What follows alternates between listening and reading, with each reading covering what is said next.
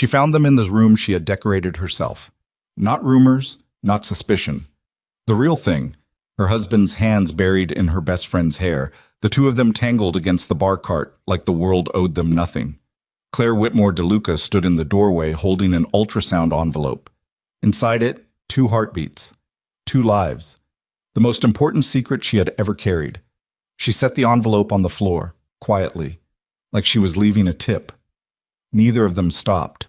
If you've ever trusted the wrong person, stay with me until the end. Like this video and drop your city in the comments. I want to see how far this story travels. There is a particular kind of woman the world never quite sees coming. She doesn't announce herself. She doesn't sharpen her nails or practice her expressions in the mirror. She simply endures, quietly, completely, with the kind of loyalty that men like Vincent DeLuca mistake for weakness, because they've never once had to earn it. Claire Whitmore had been that woman for 11 years. 7 of those years she had been his wife. She had loved Vincent before the money, before the penthouse on the 43rd floor with its floor-to-ceiling glass and its sweeping view of a city that feared his name. She had loved him when he was 26 years old and eating cold pasta out of a dented pot because the heat in his apartment had been shut off for 3 weeks.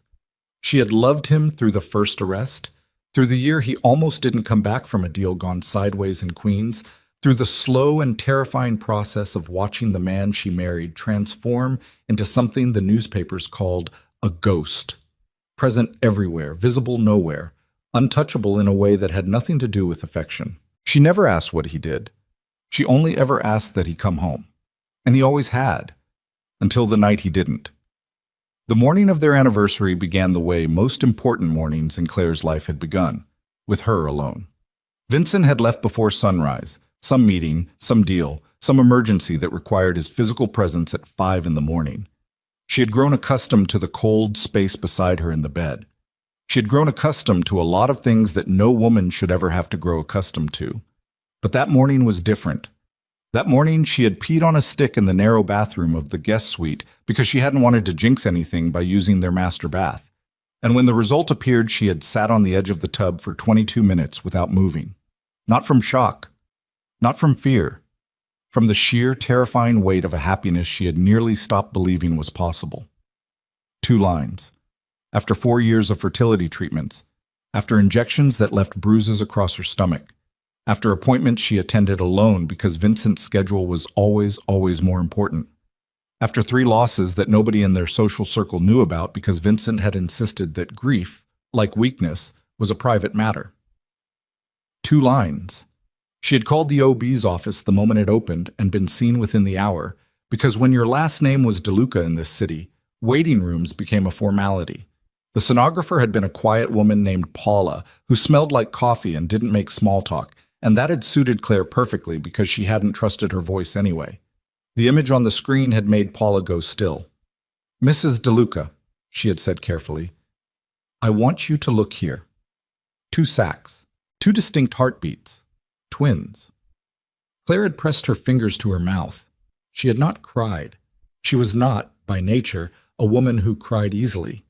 Instead, she had felt something settle inside her chest like a key, turning in a lock that had been rusted shut for a very long time. She had asked Paula for a copy of the image, then another copy. She had folded one carefully and placed it in a cream envelope and held it against her ribs the entire drive across the bridge. Tonight, she had decided. Their anniversary dinner. The private table at Marcello's that Vincent's people reserved 3 months in advance. Candles. Good wine she wouldn't be drinking. She would slide the envelope across the white linen tablecloth, and she would watch his face, and she would remember this moment for the rest of her life. That was the plan. Claire had always been good at plans. What she was not good at, what she had never once in 11 years managed to develop an adequate defense against, was Vincent's penthouse. She arrived 2 hours early because she had forgotten the earrings she'd planned to wear, left them in the small leather case she kept in the penthouse closet. His driver had the evening off. The security desk knew her face. She took the private elevator, the one that required a key card, and she rode it up 43 floors listening to the faint mechanical hum of the cables and thinking about names. She had been thinking about names. The doors opened. The penthouse was not dark. It was not empty. There was music playing from the built-in system, something low and European that Vincent only put on when he was in a particular mood, a mood that Claire recognized immediately and which hit her like a hand flat against her sternum. She heard them before she saw them, a sound. Then Sophia's voice, breathless and unmistakable, saying his name in a way that used every syllable. Claire rounded the corner from the elevator hall into the main living space and stopped. They were not in a bedroom. They were right there, in the open, against the bar cart, the one she had chosen herself, brushed brass with marble inlay, a piece she had spent 3 weeks sourcing because she had wanted something that looked like it belonged. Sophia Lancaster was wearing a dress Claire had actually complimented 2 weeks ago at a lunch she had organized. Her hands were in Vincent's hair. His were on her waist. Neither of them had heard the elevator. Claire stood there for 4 seconds. She counted them later, replayed them, understood that in those 4 seconds, something in her had made a calculation so fast and so complete that she had already begun to go numb before her brain had fully processed what her eyes were showing her. She looked down at the envelope in her hand. She set it on the marble floor. She set it down the way you put something fragile somewhere safe, with both hands, with care. She did not throw it. She did not cry out. She placed it gently against the baseboard and straightened up, and that was when Sophia saw her. Sophia Lancaster had been Claire's best friend for 19 years. They had met in college, shared an apartment for 2 of those years, been in each other's weddings, Claire and Sophia's first and only marriage, which had lasted 14 months, and Sophia as maid of honor at Claire's, giving a toast that had made the entire room laugh and that Claire had watched on video more than once in the years that followed. Sophia looked at her now with an expression Claire had never seen on her face before. It was not guilt. It was not shock. It was something cooler than either of those things, and it took Claire a moment to identify it because it was the last thing she would have expected. It was relief. Like something had been decided. Vincent turned. He was not a man who frightened easily. He ran an organization that controlled half the port traffic in and out of New York. He had sat across from federal prosecutors and bored them. But in the moment he turned and saw his wife standing in the entry of his penthouse, he went a particular shade of pale that Claire had only ever seen on him once before. The night 3 of his men had been killed in a single hour, and the whole structure of everything he'd built had seemed to hang by a thread. Claire, don't! Her voice came out even. She was surprised by that. Don't start with my name like that. He stepped away from Sophia. Sophia did not step away from the bar cart. She stayed right where she was, one hand resting on the marble surface, like she was at a cocktail party, and this was mildly interesting. It's not, Vincent began. Don't finish that sentence either. The room was very quiet. The European music kept playing. Claire looked at him for a long moment. He was wearing the shirt she had given him for his birthday, the dark one, charcoal with small stitching at the collar, and that detail did something to her that she hadn't expected, something specific and surgical, right below the ribs. She said, "How long?" Not a question, a demand. Vincent's jaw moved. He looked briefly at Sophia. That look, the fact that he looked at Sophia before he answered his wife, told Claire everything the words hadn't. "A few months," he said. She nodded, very slowly, like she was filing it. "A few months," she repeated. "Claire, listen to me." He moved toward her and she took one step back and the step stopped him as effectively as a wall. "This doesn't change what we are. You and I, what we built. Her voice did something then. Not broke, it hardened, the way metal hardens when the heat comes out of it. What we built. Vincent, I have been alone in that house for 7 years while you built. I sat through every holiday where you didn't come home. I went to every appointment alone, every single one." She paused, breathed. "And I never once. You want to talk about what you never did?" Something shifted in his face. Something ugly. Because we can have that conversation. We can talk about how you turned into a ghost, Claire, how the only thing you ever cared about was that baby obsession. "I'm pregnant." Silence. Complete, absolute silence. The music had reached a pause between tracks, and in that pause, the 3 of them existed in a suspended moment that none of them would ever fully recover from. Vincent went very still. What? Twins. Her voice was steady. She hated how steady it was. I found out this morning. I came here to tell you tonight. That's the envelope on the floor. He looked at the envelope. He looked at it for a long time. And this was the part that would replay in Claire's mind in the months that followed, the part that would surface at 3 in the morning when the apartment in Brooklyn was quiet. Then Vincent looked at Sophia. Sophia said nothing, but the slight movement of her chin, the almost imperceptible angle of her head, was the kind of communication that exists between people who have talked through a scenario in advance. I don't believe you, Vincent said. The words landed like something physical. You don't... Claire stopped. Tried again. Vincent, I have the image on the floor. I was at the doctor this morning. Paula Reyes, the same sonographer I've been seeing for 4 years. You've been under enormous stress. You've wanted this for years. People... He stopped, rubbed his jaw. People convince themselves of things. I'm not convincing myself of anything. She was shaking now, slightly, controlled, but shaking. I'm standing here telling you that I'm carrying your children and you are looking at her. The word came out sharp. For permission to believe me. You want to know what I think? His voice dropped, got quiet in the way it did before something irreversible happened in his world. She knew that voice, had heard it twice before, and both times someone had lost something they couldn't get back. I think you've been terrified of losing me since the day I became someone worth losing. And I think a pregnancy, whether it's real or not, is the kind of thing that would make me stay. The air went out of her. Get out, Claire. Vincent, I mean it. He turned away from her. He actually turned his back. I'll have the lawyers reach out in the morning. You'll be taken care of. But we're done here. From the bar cart, Sophia picked up her glass, took a sip, watched Claire with those cool, familiar eyes. Claire stood in the penthouse she had helped furnish in the home she had maintained for years, and understood in one crystalline moment that the man whose children she was carrying had just chosen to discard all 3 of them without fully turning around.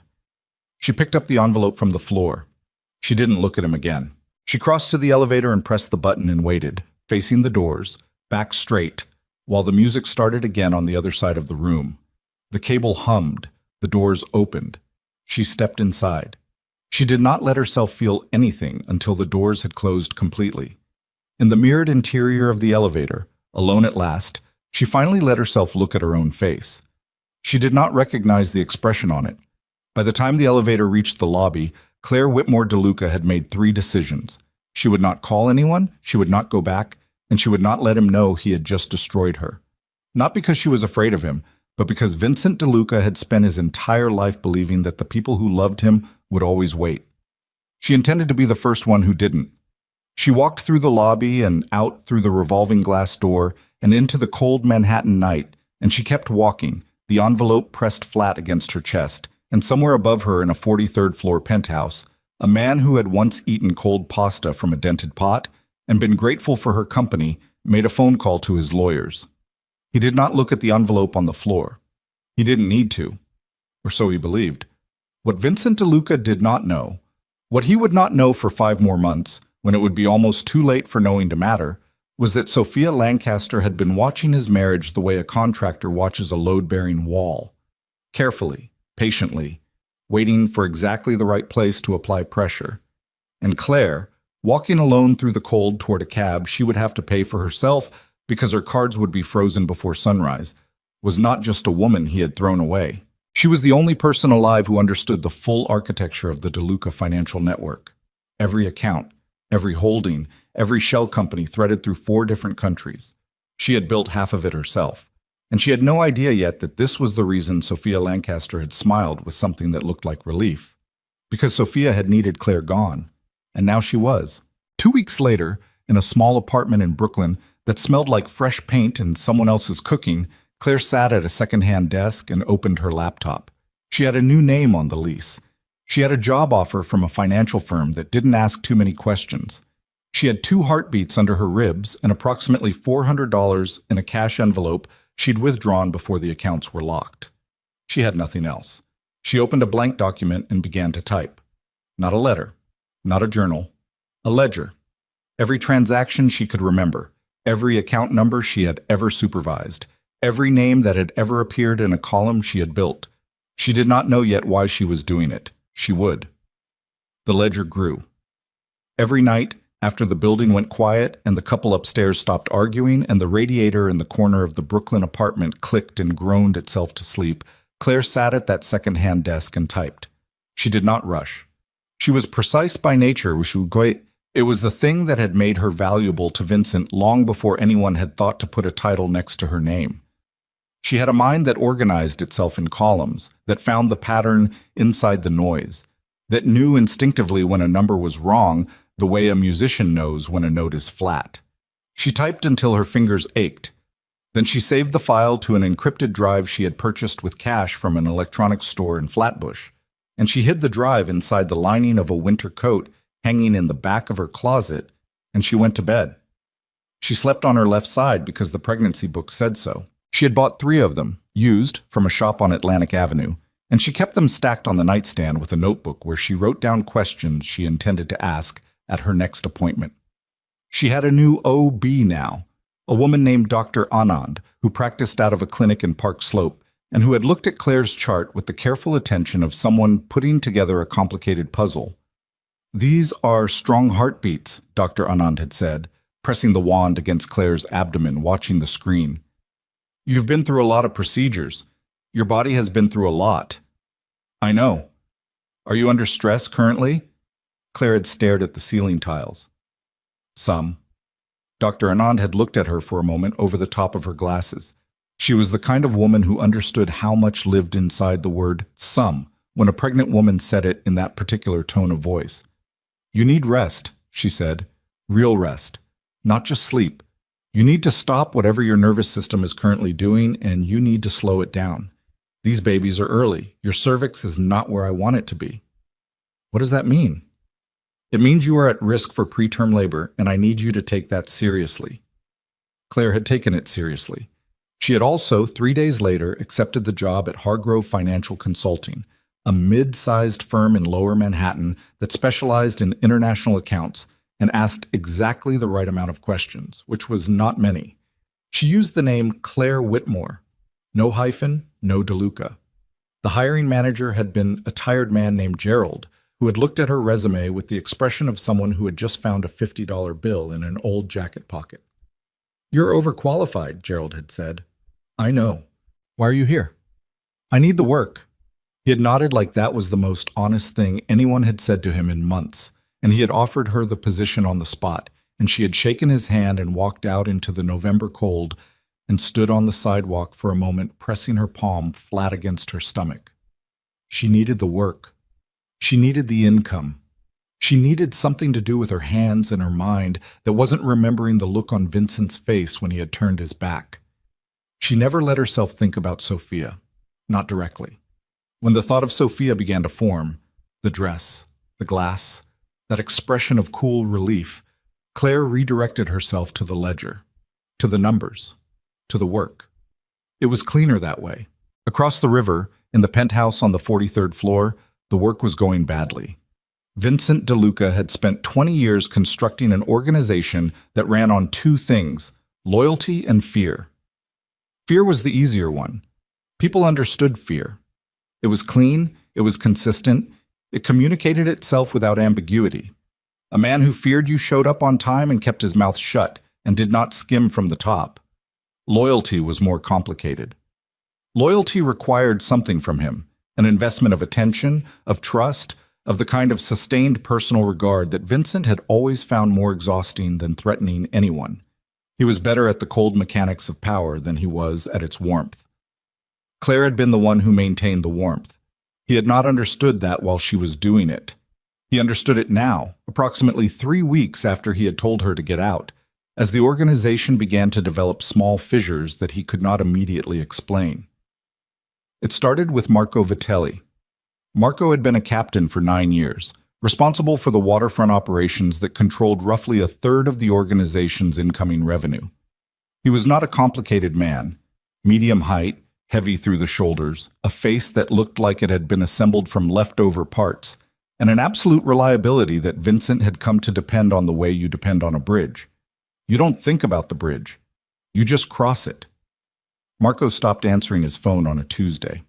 By Thursday, his second in command, a young man named Chris, who sweated through his shirts even in winter, was sitting across from Vincent in the back room of a restaurant in Carroll Gardens, with the look of a man who had rehearsed several versions of this conversation and discarded all of them. "Where is he?" Vincent said. "That's the thing." Chris put both hands on the table. He had a habit of displaying his hands when he was nervous, as if proving he wasn't holding anything. "Nobody knows." "Nobody knows." He didn't tell anyone.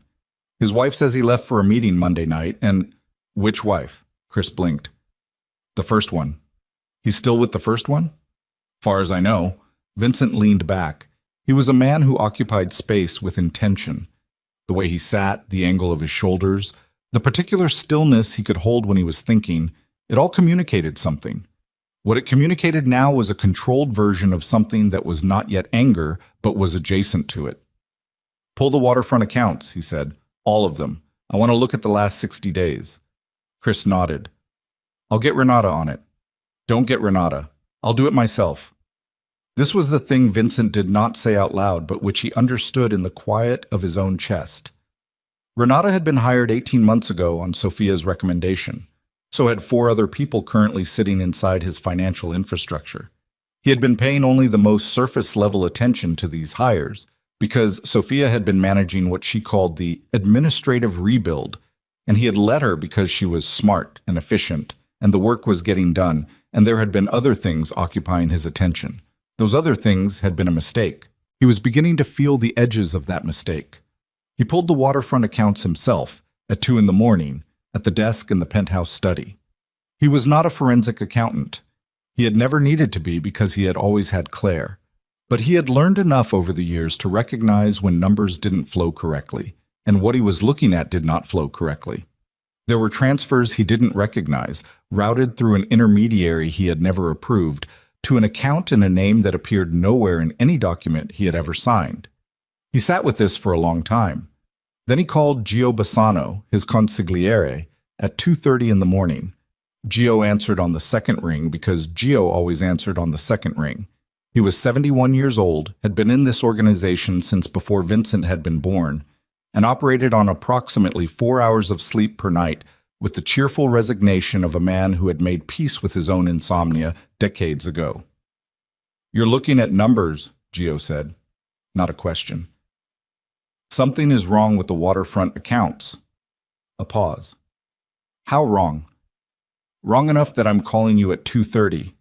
Another pause. Longer. "I'll come in the morning." "Come now." Gio came now.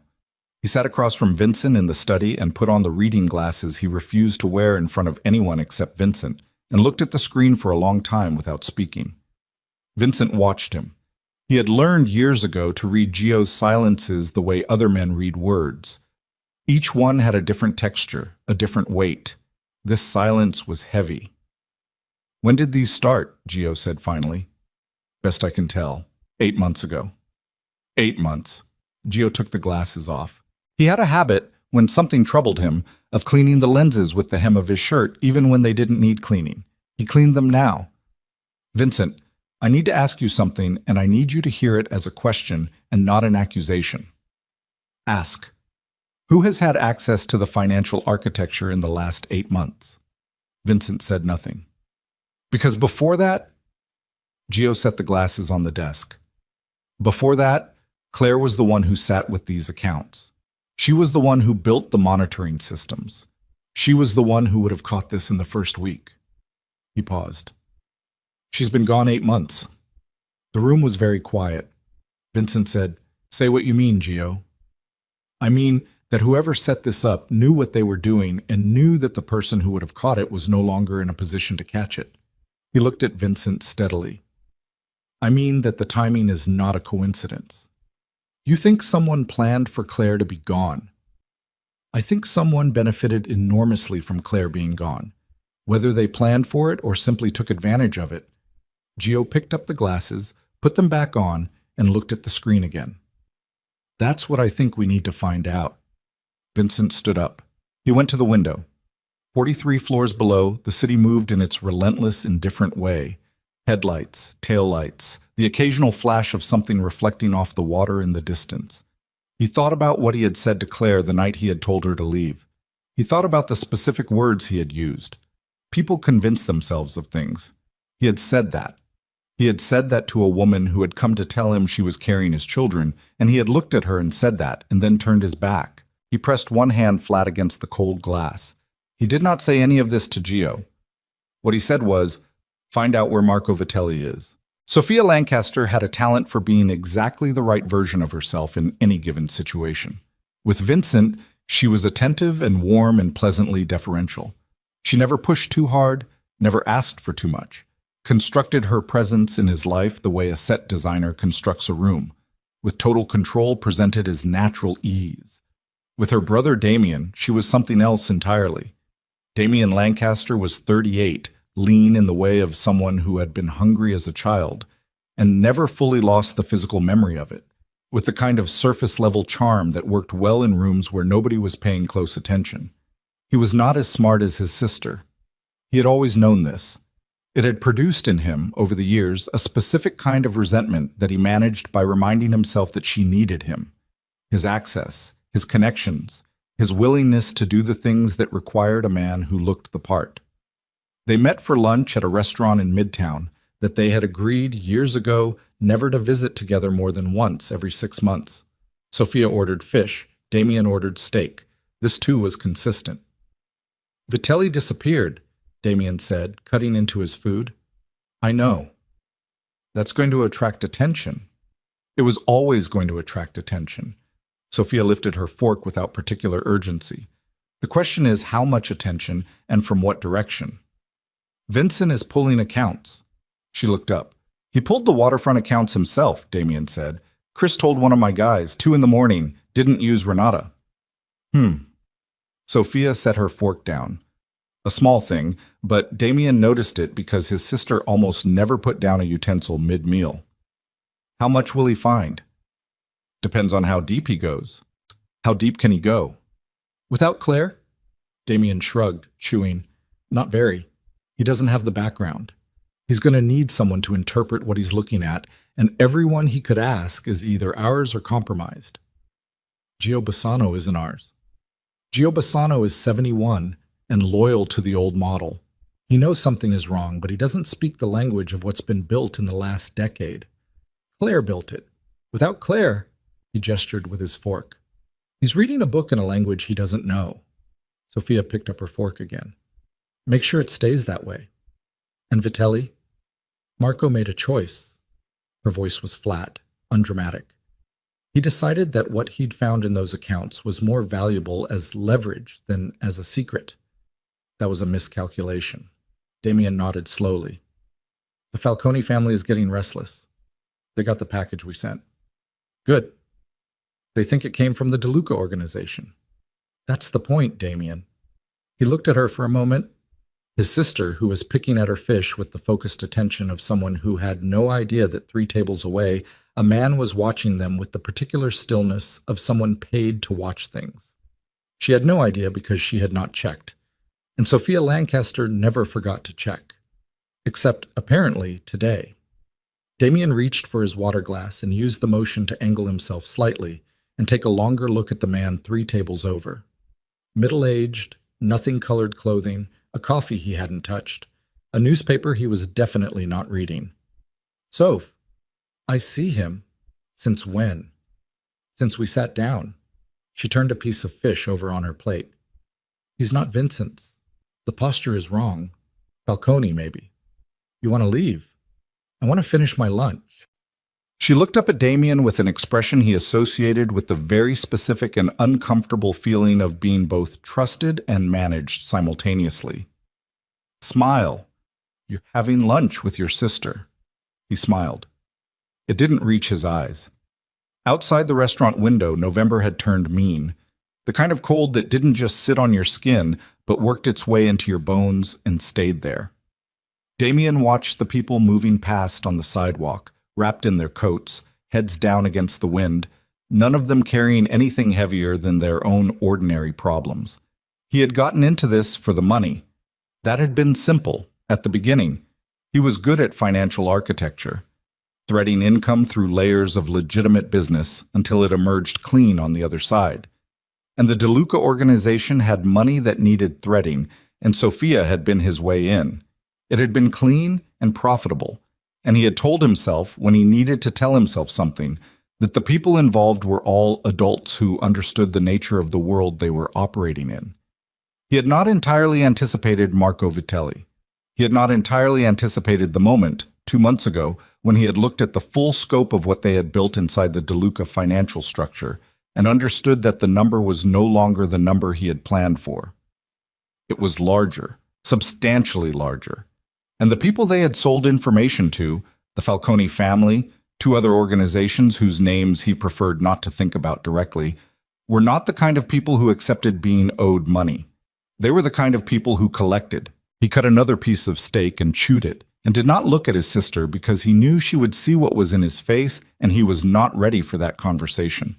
He was beginning to understand that the plan, which had seemed so elegant when Sophia had first laid it out, had a weight to it that neither of them had fully calculated, and that weight was now moving, slowly, but with the particular momentum of something that has been set in motion on a steep incline. Vincent found Vitelli on a Friday.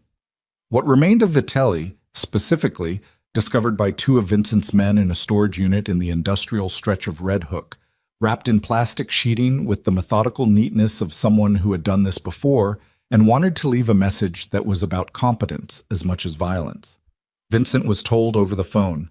He was standing in the DeLuca estate kitchen, the house he had shared with Claire for years, now inhabited by Sophia's things, her products in the bathroom, her preferred brand of coffee in the cabinet, her presence threaded through every room like something he had not fully agreed to. And he stood very still with the phone against his ear and listened. "Who found him?" he said. "Jimmy and Rourke. They got an anonymous tip." "Anonymous?"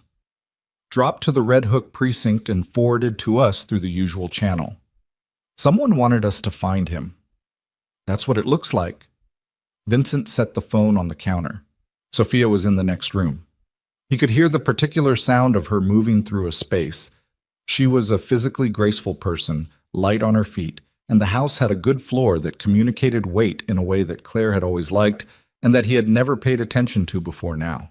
She appeared in the kitchen doorway. "Everything okay?" He looked at her. He was a man who had spent 2 decades reading people.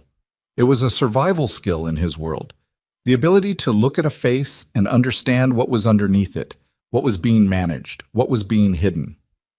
He was looking at Sophia now, with that skill fully engaged, and what he was seeing was something he did not know how to name yet, but which made the back of his neck go cold. "Fine," he said. She studied him for 1 beat too long. "You sure? You look—" "I said fine, Sophia." His voice was even, deliberately, carefully even. "I've got some calls to make." She nodded and retreated, and he listened to her footsteps move back through the house toward the room that had been Claire's reading room and which now held Sophia's things. And he stood in the kitchen with his hands on the cold counter and breathed. Gio called back 20 minutes later. "The account the waterfront money went to," Gio said without preamble. "I found the holding company behind it. It's registered in the Caymans. The director of record is a name I didn't recognize, so I dug deeper." A pause. "The name under the director is a woman named Sandra Holt. Sandra Holt is the maiden name of Damien Lancaster's mother." Vincent did not speak.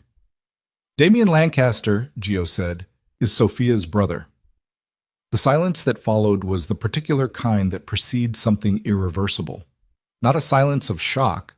Vincent was not a man who shocked easily, but a silence of recalibration, of a mind moving very fast through a very large amount of information and arriving with terrible clarity at a conclusion it had been approaching without knowing it for weeks.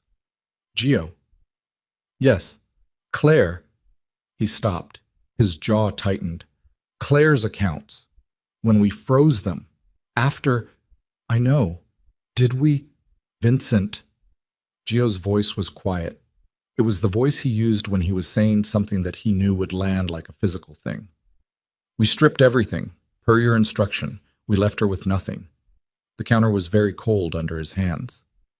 She's been gone 8 months, Vincent said, almost to himself. Yes. She's pregnant. I know.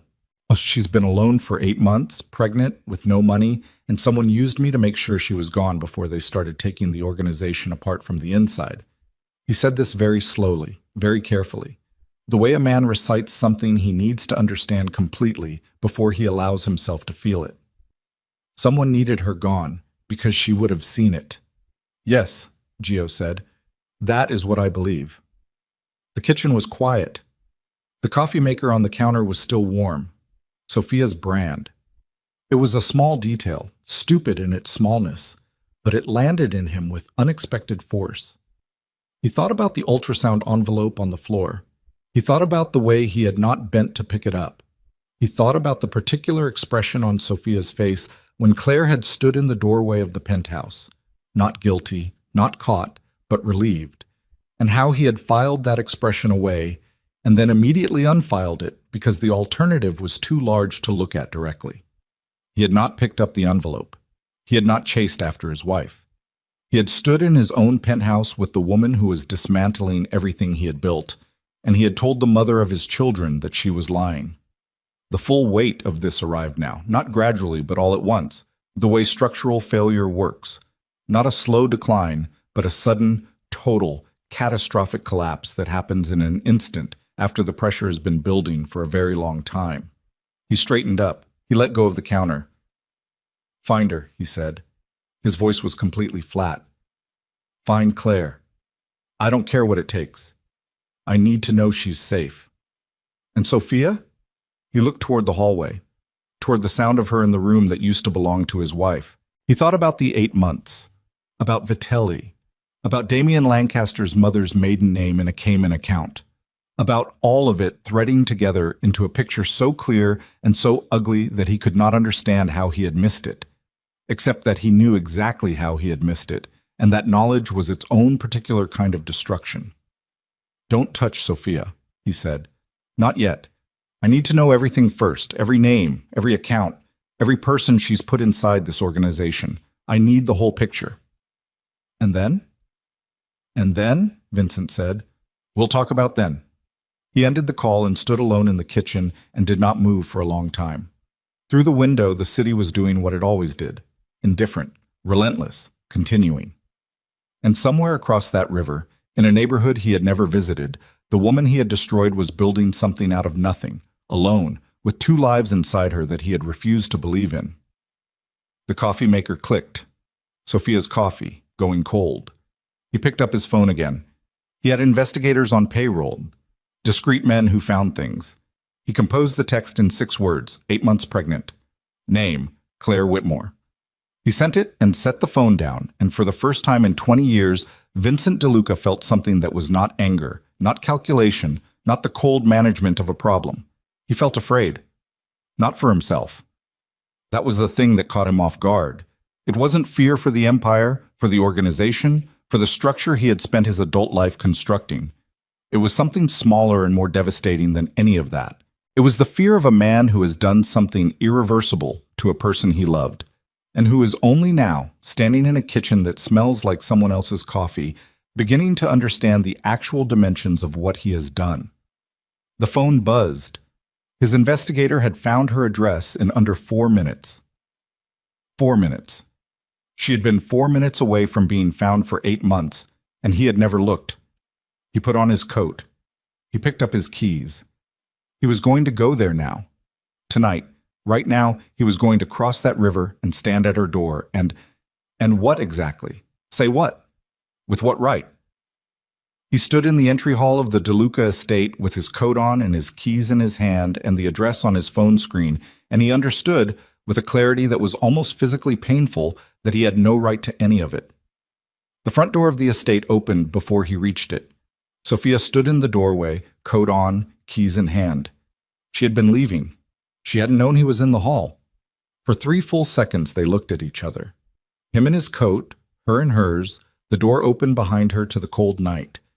And in those 3 seconds, something passed between them that had nothing to do with what either of them said in the moments that followed. She saw something in his face. He saw her see it.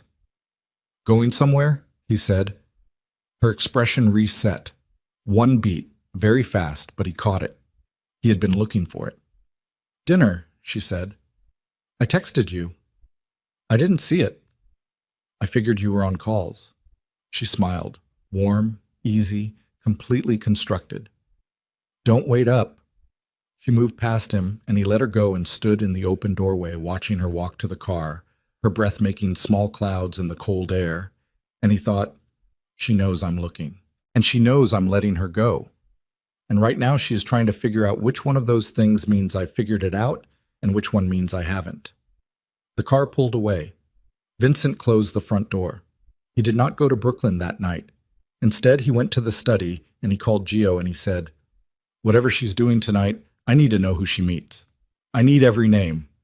He paused. "And Gio, whatever you find, I need you to be ready to move fast, because when this breaks, it's going to break all at once." He stared at the address on his phone screen.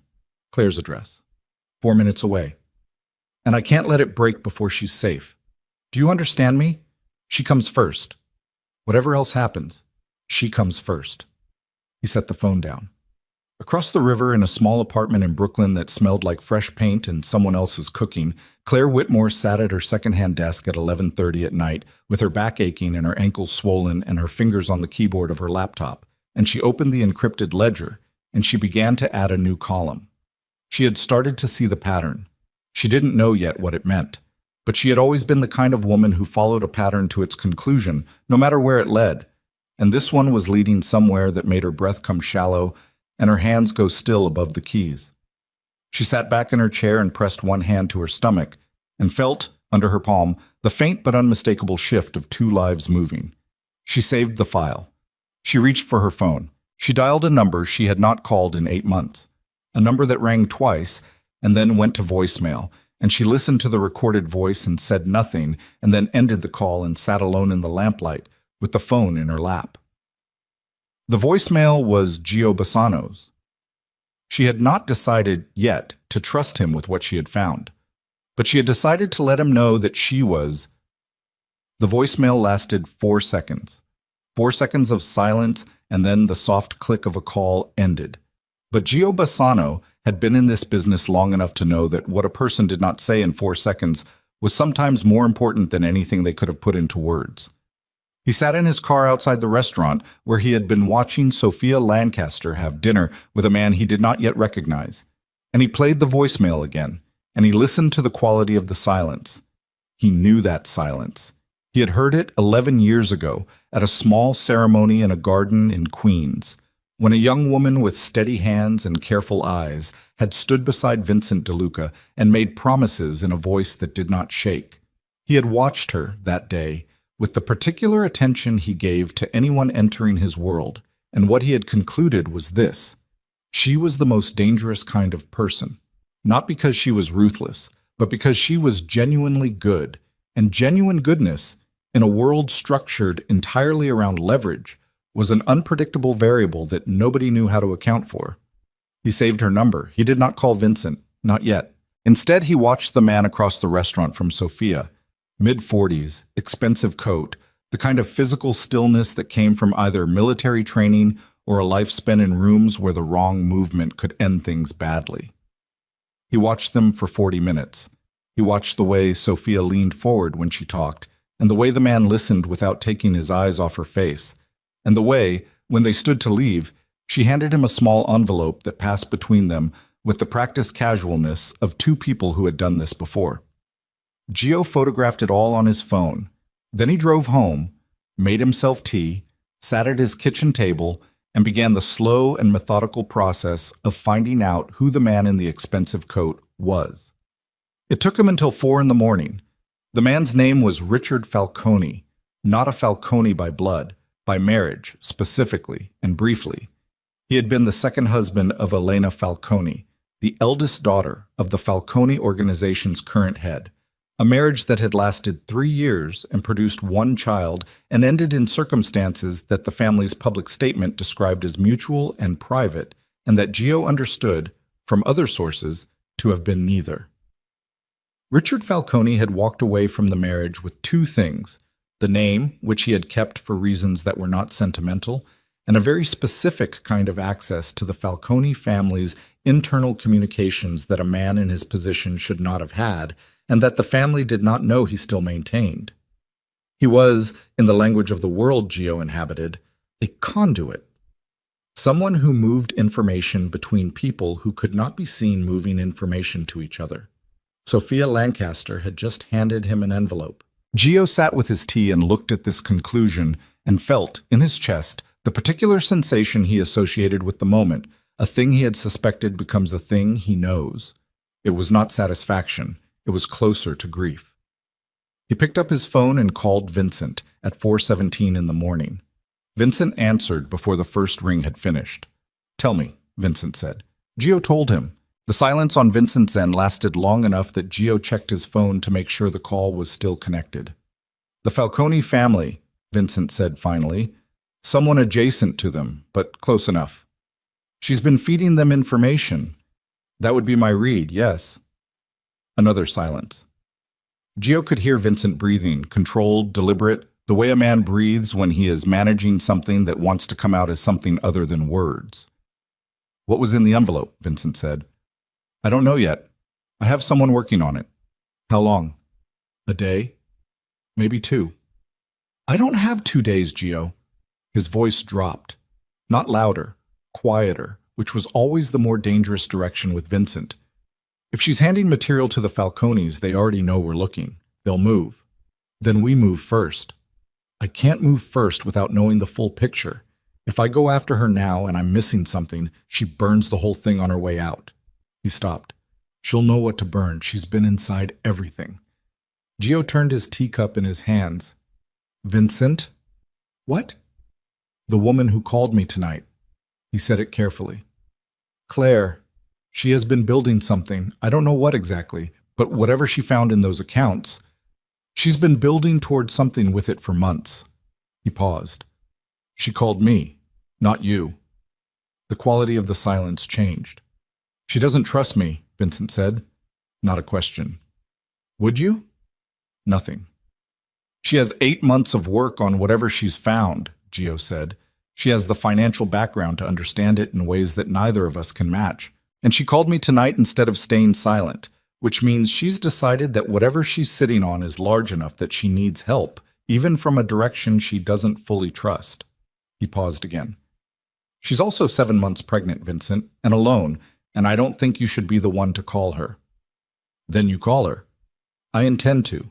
In the morning, at a reasonable hour. In the morning she could—" "Vincent." Gio's voice was firm but not unkind. It was the voice of a man who had been saying hard things to this particular man for 15 years, and had learned exactly how much pressure to apply. "Let me handle this. You handle Sophia. Keep her close. Keep her comfortable. Give her no reason to believe anything has changed. Can you do that?" A long moment. "Yes," Vincent said. "Good." Gio set down the teacup. "And Vincent, whatever you're feeling right now, about Claire, about the children, about what you did, put it somewhere. A box, a shelf, somewhere it doesn't interfere with the next 48 hours. He said this without judgment, which was the only way it could be said. There will be time for the rest of it later. And if there isn't, Gio picked up his glasses, cleaned the lenses, set them back down. Then at least you'll have handled the part that keeps her safe. He ended the call and sat alone in his kitchen and looked at the photographs on his phone and felt very tired and very old and completely certain that the next 48 hours were going to be among the worst of his long career. Claire slept badly and woke at 6 with her back in open revolt, and both babies apparently determined to use her rib cage as a communication device. She lay still for a few minutes, one hand on her stomach, ceiling above her, the apartment around her doing its usual morning sounds. Pipes, traffic 4 floors below, the smell of the bakery 2 buildings over that started at 5. She had a system for mornings now. It had taken her 3 months to build it, and she followed it with the discipline of someone who understood that routine was the only thing standing between her and the version of herself that spent mornings sitting on the bathroom floor. She got up. She drank a full glass of water before anything else. She put on the kettle. She did the 10 minutes of gentle movement that Dr. Anand had prescribed, which she performed in the small, clear space between the bed and the window, moving carefully, aware at every moment of the weight she was carrying and the way her body had reorganized itself around it. Then she sat at the desk with her tea and she opened the ledger. She had been at it for 20 minutes when her phone rang. The number was one she recognized but had not called in years. She picked it up. "Gio," she said. "Good morning, Claire." His voice was the same, unhurried, deliberate, the voice of a man who had long ago stopped wasting words. "I hope I'm not calling too early." "You're not." A pause. "You called me last night." "I did." "You didn't leave a message." "No." Another pause, and in it she could feel him measuring something, the way he always had. Not manipulatively, but carefully, the way a careful man navigated things that mattered. "I'd like to see what you found," he said, "if you're willing." She looked at her screen. The ledger. 8 months of work. Names, accounts, transaction trails that she had followed through 4 countries and 11 shell companies and 2 intermediary structures that were elegant, she had to admit, in the way that a very well-constructed trap was elegant. "What do you already know?" she said. He told her. Not everything. She could tell he was editing, choosing, which was fine because so was she. But enough. The waterfront accounts. Vitelli. The name Sandra Holt, which made her breath stop for just a moment because she had found that name 2 weeks ago and had not known what it connected to. "Damien Lancaster's mother," she said. A pause. "You found it." "I found the account. I didn't have the family connection." She wrote it in the margin of her notebook, fast, her handwriting cramped. "Gio, how deep does it go?" "Deeper than Vincent knows." "How deep does Vincent know?" "He knows the surface. He knows something is wrong. He's—" A pause that told her more than the words that followed. "He's been looking." She said nothing. "Claire," his voice shifted. Not softer exactly, more direct. "I need you to know that I am not calling you on his behalf. I'm calling because what you have and what I have put together is the only chance any of us has of understanding the full scope of this before it collapses entirely." He paused. "And because you called me. Whatever your reason for calling, I think it was the right one." She looked out the window. The November sky had gone the color of old pewter, flat and low. "I'll meet you," she said. "Not somewhere connected to anything, a public place, somewhere with other people." "Of course." "You choose." She named a coffee shop in Carroll Gardens that she had been to twice and that had no connection to anyone in her previous life. He agreed. She said noon. He said noon. She ended the call and sat for a moment with the phone in her lap.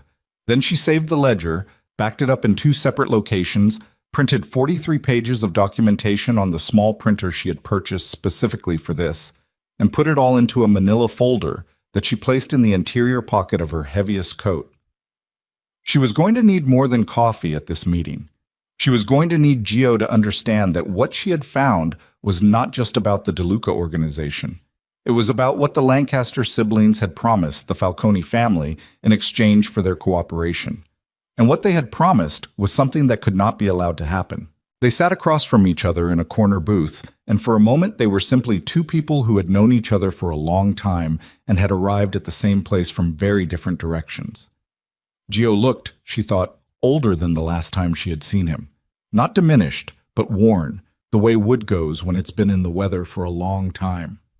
He looked at her stomach with the brief involuntary expression of a man who has just been reminded that time has been passing in all directions at once. "You look well," he said. And then, because he was Gio, "I'm sorry, that's a useless thing to say." "It's fine." She put the folder on the table. "I found the structure 8 months ago. I didn't know I was finding it at the time. I was just keeping myself occupied, writing down everything I could remember. But the patterns started emerging around the 3rd month. She opened the folder. The Lancaster financial structure has 3 layers. The outer layer is what Vincent's people found, the waterfront accounts, the shell in the Caymans. That's the layer they wanted him to find eventually. It's large enough to be damaging, but not so large that it explains everything. Gio leaned forward, reading. The second layer, she turned a page, runs through two legitimate holding companies that Damian Lancaster incorporated 18 months ago in Delaware. One of them manages real estate holdings. One of them is listed as a consulting firm. Both of them have been receiving transfers from DeLuca accounts disguised as vendor payments. The amounts individually are small enough not to trigger review. Cumulatively, over 18 months, she pointed to a number. It's approximately 4 times what the Cayman account holds. Gio looked at the number. He was very still. And the third layer, Claire said, is what I found 3 weeks ago and have not been able to stop thinking about since. She turned to the last section of the folder. Damian Lancaster has not been selling information to the Falcone family for money. She tapped the page. He's been selling it in exchange for protection, and the thing he needed protection from, she paused, making sure Gio was with her, is the third layer. The money that never went to the Caymans and never went to Delaware. The money that went somewhere else entirely, and that has been sitting in an account that will become active under a specific condition. Gio looked up. What condition? Vincent's death. The coffee shop continued around them. The steam machine, someone's child dropping something, a woman at the counter ordering, and none of it touched the silence that had formed in their corner of it. There is a life insurance instrument, Claire said, her voice completely even, because she had had 3 weeks to move past the shock of this and arrive at something colder, structured not through a personal policy, but through a corporate mechanism tied to a holding company that Sophia Lancaster incorporated 2 years ago, before the affair, before any of this, in Vincent's name, with his signature on documents he signed without reading, which I know because I can identify the batch of administrative documents it was embedded in by the date and the notary seal. And I know he signed them without reading them because I was the one who asked him to sign them and told him they were property tax documents, and he trusted me, and... She stopped, pressed her lips together, looked at the table for a moment. When she looked back up, her eyes were dry. Her voice, when it came, was level. I handed her the mechanism, Claire said. I asked him to sign those documents. I didn't know what was in them because Sophia had switched them. I found the originals last week, the property tax documents I had prepared, filed in a box in my old office at the estate that nobody cleaned out. The notary seal on the documents Vincent signed is different. The date is the same. She switched them before he sat down. Gio was very still. She used me, Claire said, to get his signature.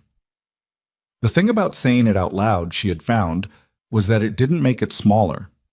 She had hoped that it might, that articulating it in plain language would reduce it to something manageable. Instead, it sat between them on the table with the full weight of what it was, a woman who had spent 19 years believing she had a best friend, who had stood in a hospital room the night her father died with Sophia's hand in hers, who had been used as a delivery mechanism for a document that was designed to profit from her husband's murder. Gio reached across the table and put his hand over hers. He did not say anything. He just held it there for a moment, and she let him. And then he took his hand back and picked up the folder. How close are they? He said. His voice was stripped down to essentials now. No warmth, no ceremony, just the question. I don't know. She shook her head. The account is structured to activate on proof of death. I don't know if there's a timeline. I don't know if Falcone has operatives already placed or if this is still in planning. I have photographs from last night, Gio said. Sophia met with a man named Richard Falcone. She gave him an envelope. The table between them seemed to shrink. Last night, Claire said. Yes. Gio. She leaned forward. If she's already in contact, if she handed them something last night, they could be moving. I know. Vincent doesn't have time for this to be slow. I know. He was already reaching for his phone. I'm going to need to bring this to him. I know you are. She closed the folder and slid it across the table. Take it all. I have copies. Will you? He stopped. No. She said it without heat. I won't see him. Not right now. You handle the evidence. You protect him. That's what needs to happen right now. She put both hands flat on the table and pushed herself to her feet, which was no longer a simple operation. and straightened up. But Gio, tell him something for me. He looked up. Tell him that when this is over, when all of it is done, I don't want money. I don't want a house. I don't want any of it. She buttoned her coat slowly, each button deliberate. I want him to understand what it means that I'm the one who found this. Not because I wanted to save his empire.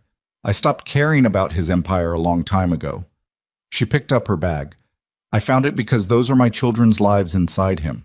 And nobody gets to end that. Not Sophia. Not the Falcones. Nobody. She walked out. Gio sat in the booth with the folder in his hands and watched her go. This woman moving carefully through a coffee shop in Carroll Gardens, 7 months pregnant, alone, carrying 43 pages of forensic work that had taken her 8 months to build in between working full-time and surviving. And he thought about the night she had stood in a church and made promises in a voice that did not shake. He picked up his phone and called Vincent. Vincent listened to all of it without speaking. When Gio finished, there was a silence that lasted longer than any previous silence in their 15 years of working together. Gio counted it. 22 seconds. The corporate document, Vincent said. The one with my signature. Yes. She switched them before I sat down. According to Claire, yes. Before I sat down. He repeated it with a flatness that Gio recognized as the processing of something that required being stated in plain language multiple times before it could be fully absorbed. Sophia had already prepared the mechanism. Before the affair. Before Claire found out. Before any of it. The company was incorporated 2 years ago, Gio said. The document the document you signed was dated 18 months ago. So everything was planned from the beginning, Gio said. The affair wasn't a complication. It was a step.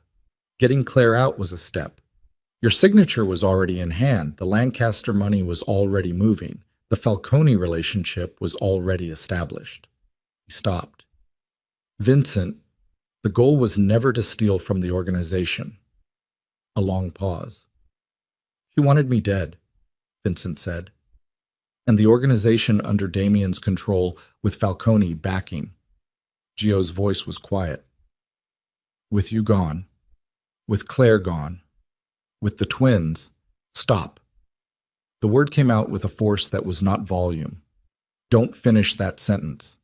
Gio did not finish it. The thing he had not said, the part he had stopped himself from articulating, was that the document, in its full legal structure, had implications beyond the life insurance mechanism. There were inheritance provisions. There were guardianship structures embedded in the same batch of documents. He had not read them fully yet. He would, but he had read enough to understand that whoever had designed this had planned for every contingency, including the children. He would tell Vincent, but not in this moment. In this moment, Vincent needed to hold together. She's at dinner, Vincent said. His voice had gone to that quiet place again, the dangerous place. She's at dinner with 2 of my captains right now. Dinner I arranged at a place I chose because I wanted to keep her in a location I could monitor while I figured out the next step. Good. What's the next step, Gio? Gio looked at the folder. Claire's 43 pages. 8 months of work assembled in a second-hand apartment with swollen ankles and a bad back, while the man who should have been beside her was having dinner with the woman who had planned to have him killed. We need to act before she hands anything else to Richard Falcone, Gio said. We need what you have on her, what Claire has built, and we need it packaged in a way that hits multiple targets simultaneously so that nobody has time to burn anything. He paused. And Vincent, there's one more thing. What? I need you to go see Claire. The silence this time had a different quality, not the silence of calculation, the silence of something that had been dreaded. She said she didn't want... I know what she said. She was protecting herself, which she has the right to do. Gio set the folder on the table. But she is 7 months pregnant, and the people who need her silenced now know that she has been building something. Because whatever Sophia handed Richard Falcone last night, I would bet my life it included the information that Claire Whitmore is not simply a discarded wife living quietly in Brooklyn. He paused. She is a liability to them now, which means she is in danger, and you need to go to her before they do. 22 more seconds. Send me the address, Vincent said. You already have it. Then I'm going now. Take 2 men. Don't announce yourself. Don't. Gio stopped himself, reconsidered. Be careful how you approach her, Vincent. She is not the woman you remember from before. She's become something else. Don't make the mistake of treating her like she needs to be managed. I know. Do you? A pause that held something complicated in it. I'm beginning to, Vincent said. He ended the call. Gio sat alone at the corner table of a coffee shop in Carroll Gardens and looked at 43 pages of work and thought about the young woman who had built them and the man who was driving across a bridge toward her in the dark, and the 2 lives that existed somewhere in the middle of all of it, waiting to be born into a world that had been trying to arrange their ending before they even arrived. He ordered another coffee. He had a great deal of work to do before morning, and he was 71 years old, and his hands were not what they had been, but they were steady enough. They would have to be. The knock on Claire's door came at 9:47. She was at the desk. She had been expecting Gio to call with an update, not a visit, and when the knock came, she sat for a moment without moving, the particular stillness of a person recalibrating their expectations. And then she pushed herself to her feet and went to the door and looked through the peephole.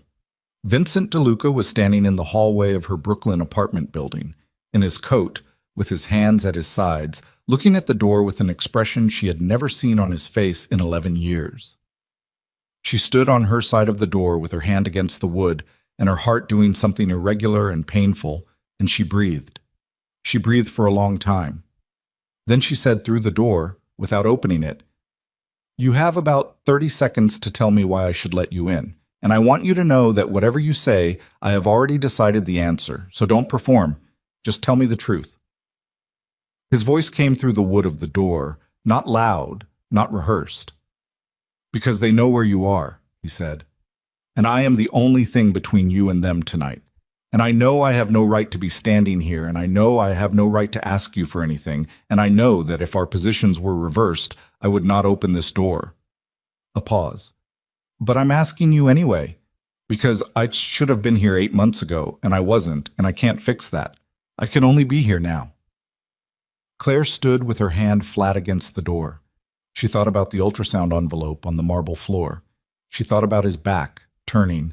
She thought about 43 pages and 8 months, and the woman she had been before, and the woman she was now, and the difference between the two, which was total, and could never be unmade. She thought about 2 heartbeats.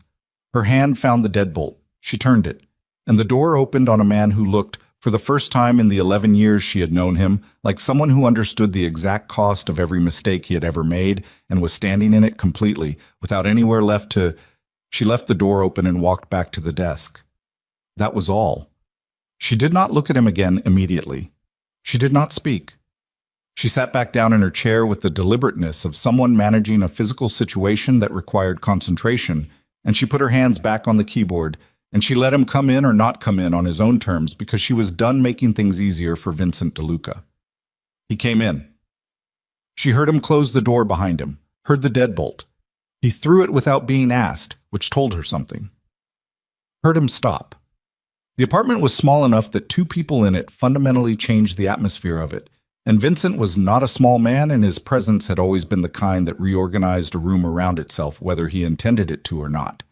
She heard him take in the apartment, the desk, the stacked books, the printer with its paper tray still warm, the crib she had begun assembling in the corner and had not yet finished because the instructions required kneeling, and kneeling was no longer something her body did without negotiation. She heard him stop at the crib. She kept her eyes on her screen. "How many weeks?" he said. His voice was different than it had been through the door, quieter, like something had been stripped out of it. 31. A pause. "Dr. Anand, Park Slope." She looked up then. "You already knew." "I've known for 3 weeks where you were." He was still standing near the crib, not touching it.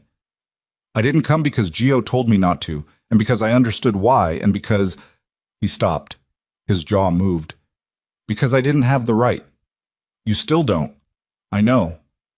"Then why are you here?" "Because they know." He moved to the window, checked it, assessed the angle, the street below, the building across.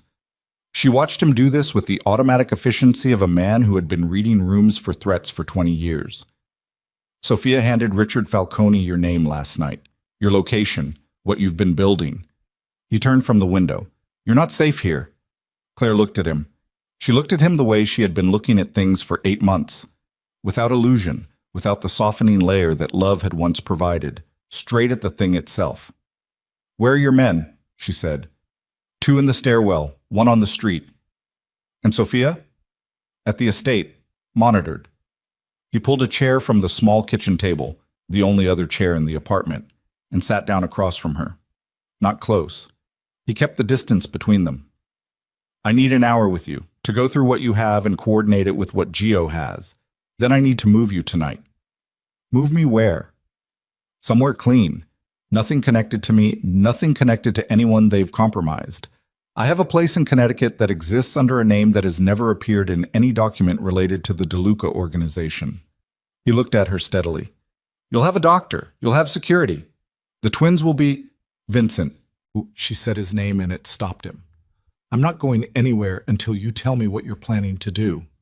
He was quiet for a moment. Then, I'm going to take them apart. How? Simultaneously. Every layer, every account, every person they've placed inside the organization. All of it in a single move, so there's no time to run, no time to burn anything, no time to... The gala, she said. He stopped. She turned her screen toward him. On it was a photograph she had pulled 3 days ago from a society page. A charity event, the kind of thing Vincent had always attended for political cover, scheduled for this coming Saturday at the grand ballroom of a hotel in Midtown that would be full of the exact combination of city officials, business figures, and criminal-adjacent money that made such events both powerful and extremely dangerous. Sophia's name is on the organizing committee, Claire said. She's been involved for 4 months. The guest list includes 3 federal prosecutors, 2 city council members, the Port Authority commissioner, and 6 people I can identify as representatives of families that Damien has been dealing with. She paused. She planned this. The gala is the announcement. She was going to use it to present herself as Vincent DeLuca's legitimate partner, the woman beside the man who runs this city. She looked at him. Except the man wasn't supposed to be alive by Saturday. The room was very quiet. The envelope she handed Falcone, Claire said, I think it was the timeline. Vincent stood up. He went back to the window. His hands, she noticed, were completely still at his sides. That stillness was more alarming than movement would have been. 4 days, he said. Yes. He turned around. His face had done something, closed down, reorganized, the way it did when he moved from thinking to deciding. She had seen it happen hundreds of times, and it had always meant that the slow part was over. Then we use Saturday, he said. We use the gala. We take it and we turn it. I know. She had been thinking about this for 3 days. She built the stage. We use the stage. Can you help me build the package? Everything you have formatted for a presentation. Something that plays on a screen in front of 300 people, including the federal prosecutors. I've already started it. He looked at the printer, looked at her screen, looked at her with an expression that moved through something complicated on its way to becoming something simpler. Claire, don't. She shook her head, one small, firm movement. Not tonight. Tonight we work. Everything else waits. He nodded. He pulled the chair back to the desk. He sat beside her, not close, still keeping the distance, and he looked at her screen, and she began to walk him through it. And for the next 4 hours, Vincent DeLuca sat beside the woman he had destroyed and learned the full dimensions of everything he had nearly lost. The next 72 hours moved at 2 speeds simultaneously, glacially slow in the moments between actions and with a compressed, suffocating velocity when things happened. Claire was moved to Connecticut at 2 in the morning. She did not fight it. She packed 1 bag, she took her laptop and the encrypted drive and the printed folder, and she walked out of the Brooklyn apartment without looking back, because looking back was a thing she had stopped allowing herself. The drive up was dark and quiet. One of Vincent's men drove. Vincent sat in the front. She sat in the back with her coat around her and her hand on her stomach and watched the city recede through the rear window. The house in Connecticut was a low, unpretentious structure set back from a road in a town that had never heard of the DeLuca family. It smelled like cedar and disuse and old wood floors. There was a bedroom with a bed that was better than the one in Brooklyn, which she noted with the pragmatic appreciation of a woman who had not been sleeping well for months, and a study with a large desk and good light, and a phone line that routed through 3 separate servers, and 2 men stationed outside whose faces she did not ask to know.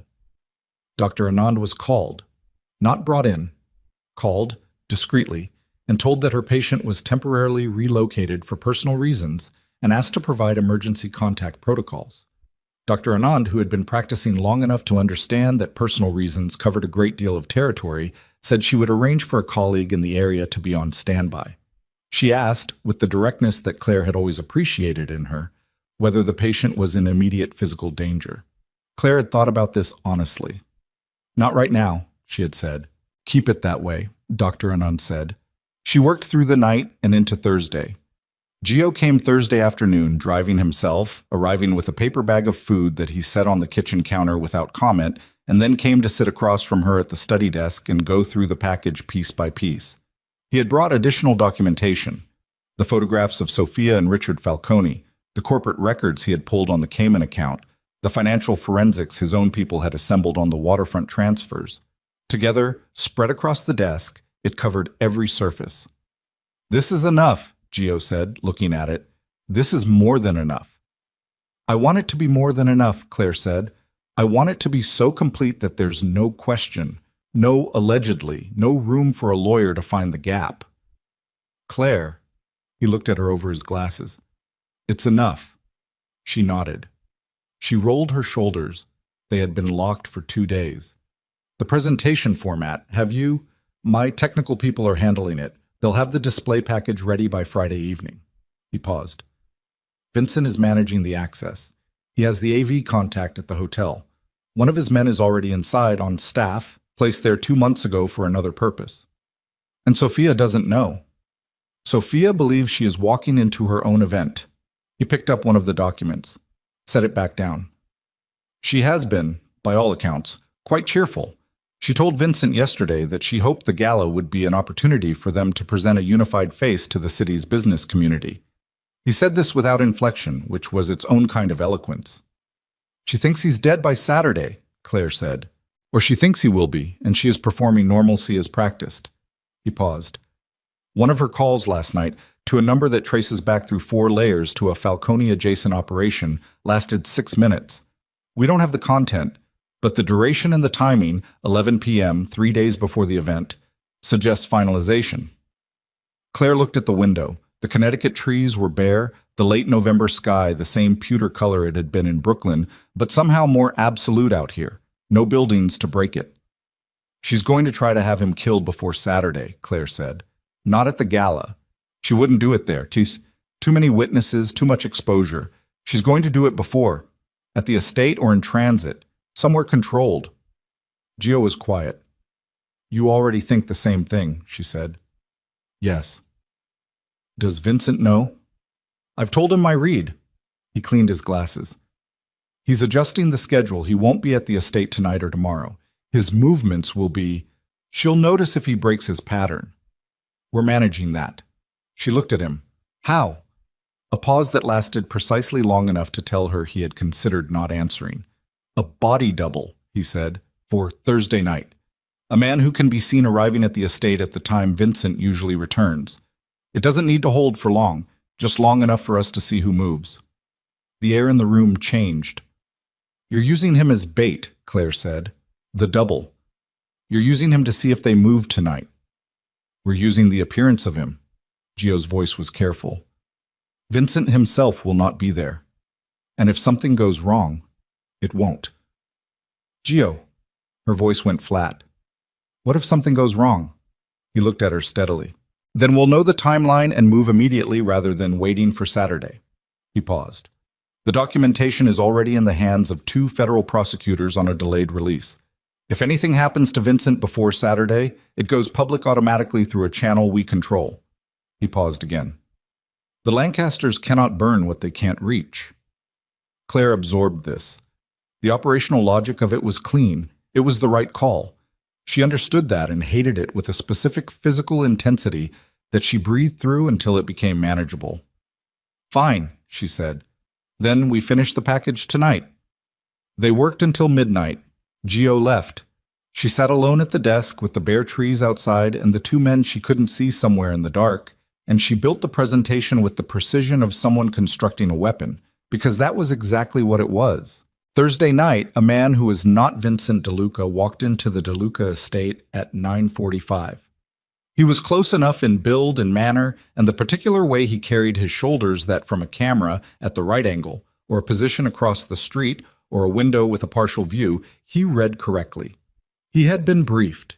He knew what to do and not to do and how long to be visible before disappearing into the interior of the house. Vincent was in a car 3 blocks away, watching a feed on a tablet, with 2 men beside him and Gio on the phone. "Anything," Vincent said. "Nothing yet." Gio's voice was thin through the phone. "Give it time." 11 minutes. The call came from inside.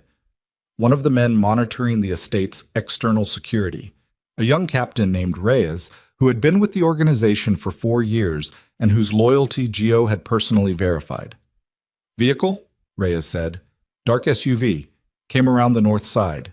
No plates." Vincent was already moving. "How many?" "Can't tell yet. Stopped short of the gate. They're... Wait." A pause that lasted 3 seconds and felt like considerably longer. "Someone on foot. East wall. How many people?" "One.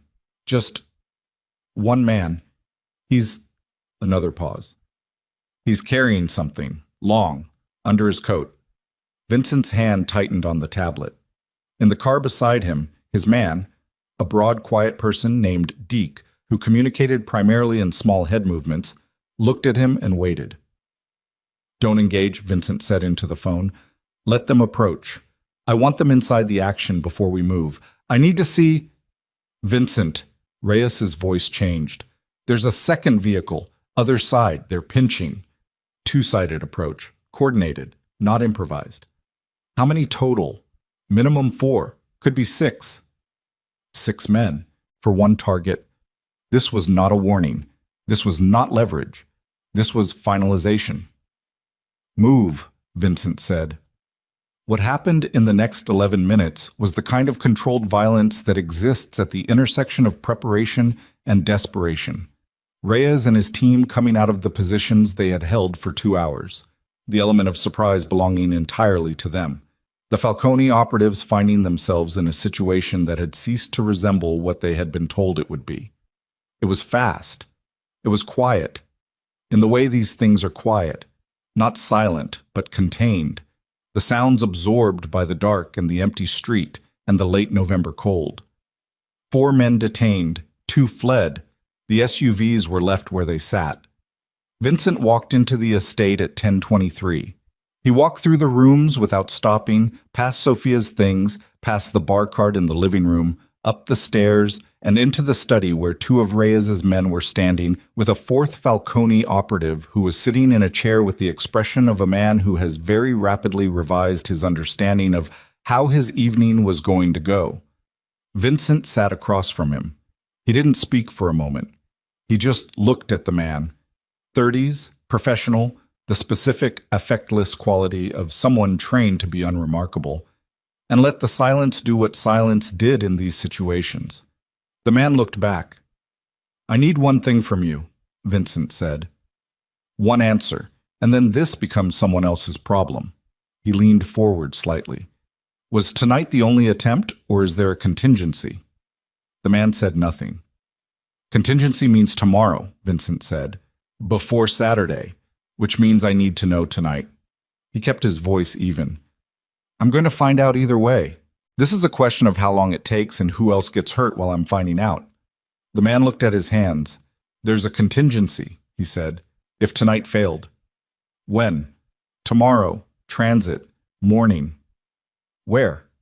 The man looked up. He had the eyes of someone performing a rapid internal calculation. Loyalty versus outcome. The weight of what he owed against the weight of where he currently sat. Vincent had seen this calculation performed many times. He waited for it to finish. The parking structure on Varick, the man said. He takes the same route every Friday. Who planned it? A pause. The woman, the man said. Lancaster. She gave Falcone the route, the timing, everything. Vincent sat back. He looked at the man for another moment. Then he stood up and walked out and stood in the hallway of his own house, breathing the air that smelled of cedar and Sophia's products, and something that was almost but not quite the ghost of a different life, and he took out his phone.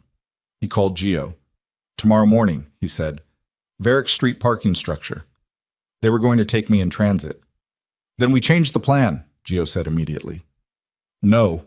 Vincent was already moving back toward the stairs. We don't change the plan. We let Sophia believe tonight was a success. We let her believe she has until Saturday to get clear.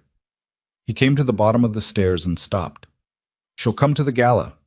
She'll come because she'll want to watch what happens next. She won't be able to help herself. She's been planning this for 2 years, and she'll want to see the ending. He paused. And we'll be ready for her when she walks through the door. And the Falcone operation. Damien first. Tonight. If Damien goes down tonight, Sophia has no infrastructure, no money, no one to run to. He picked up his jacket from the entry chair. Can your federal contacts move tonight on the financial charges? If I have the documentation to them in the next 2 hours, yes. Then get it to them. He opened the front door. The night outside was cold and clear, and the street where 2 SUVs sat abandoned looked, under the streetlights, almost peaceful. And Gio, make sure the gala presentation is ready. All of it. Every transaction, every recording, every document. He stepped outside. I want the screens to go live the moment she walks in. It will be ready. One more thing. He stood on the front steps of the estate he had occupied for 15 years. Claire, tonight, She's safe, Vincent. Is she sleeping? A pause that might have contained surprise. Last I knew. He nodded. He went back inside and closed the door and stood alone in the entry of the house with his coat on and let himself, for exactly 30 seconds, feel the full weight of everything. The 8 months, the twins, the document with his signature on it, the man in the chair upstairs, the parking structure on Varick, all of it, the entire accumulated mass of the worst year of his life. 30 seconds. Then he put it back.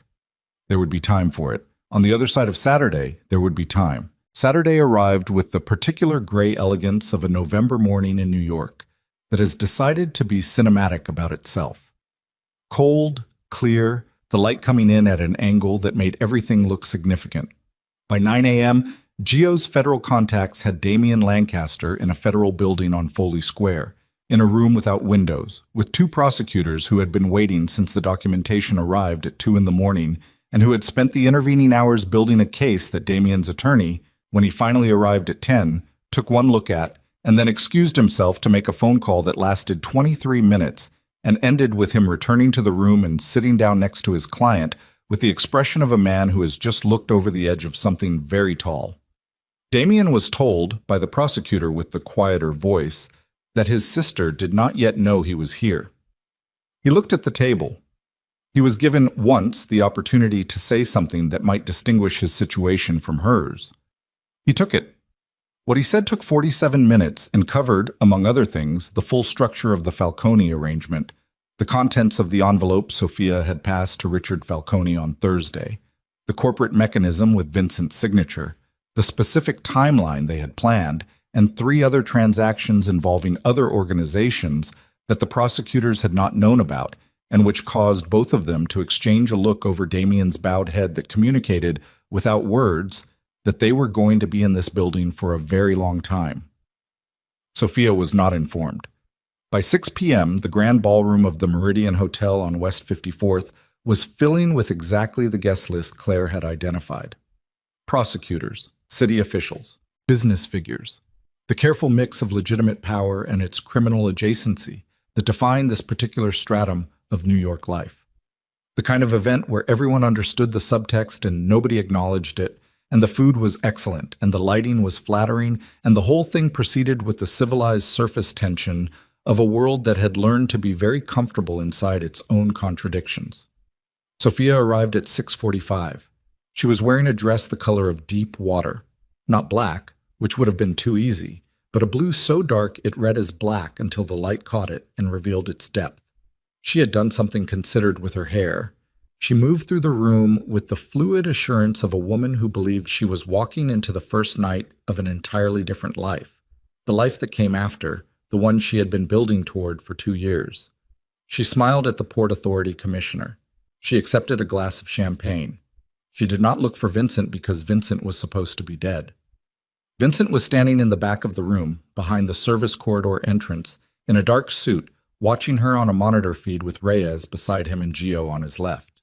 And when she appeared on the screen, he watched her move through the crowd with the champagne glass, and felt something move through him that was not quite any single emotion, but was composed of several of them compressed into a physical sensation in the center of his chest that he had no name for and didn't need one. He looked at his watch, 6:51. "Is the package loaded?" he said. Reyes nodded.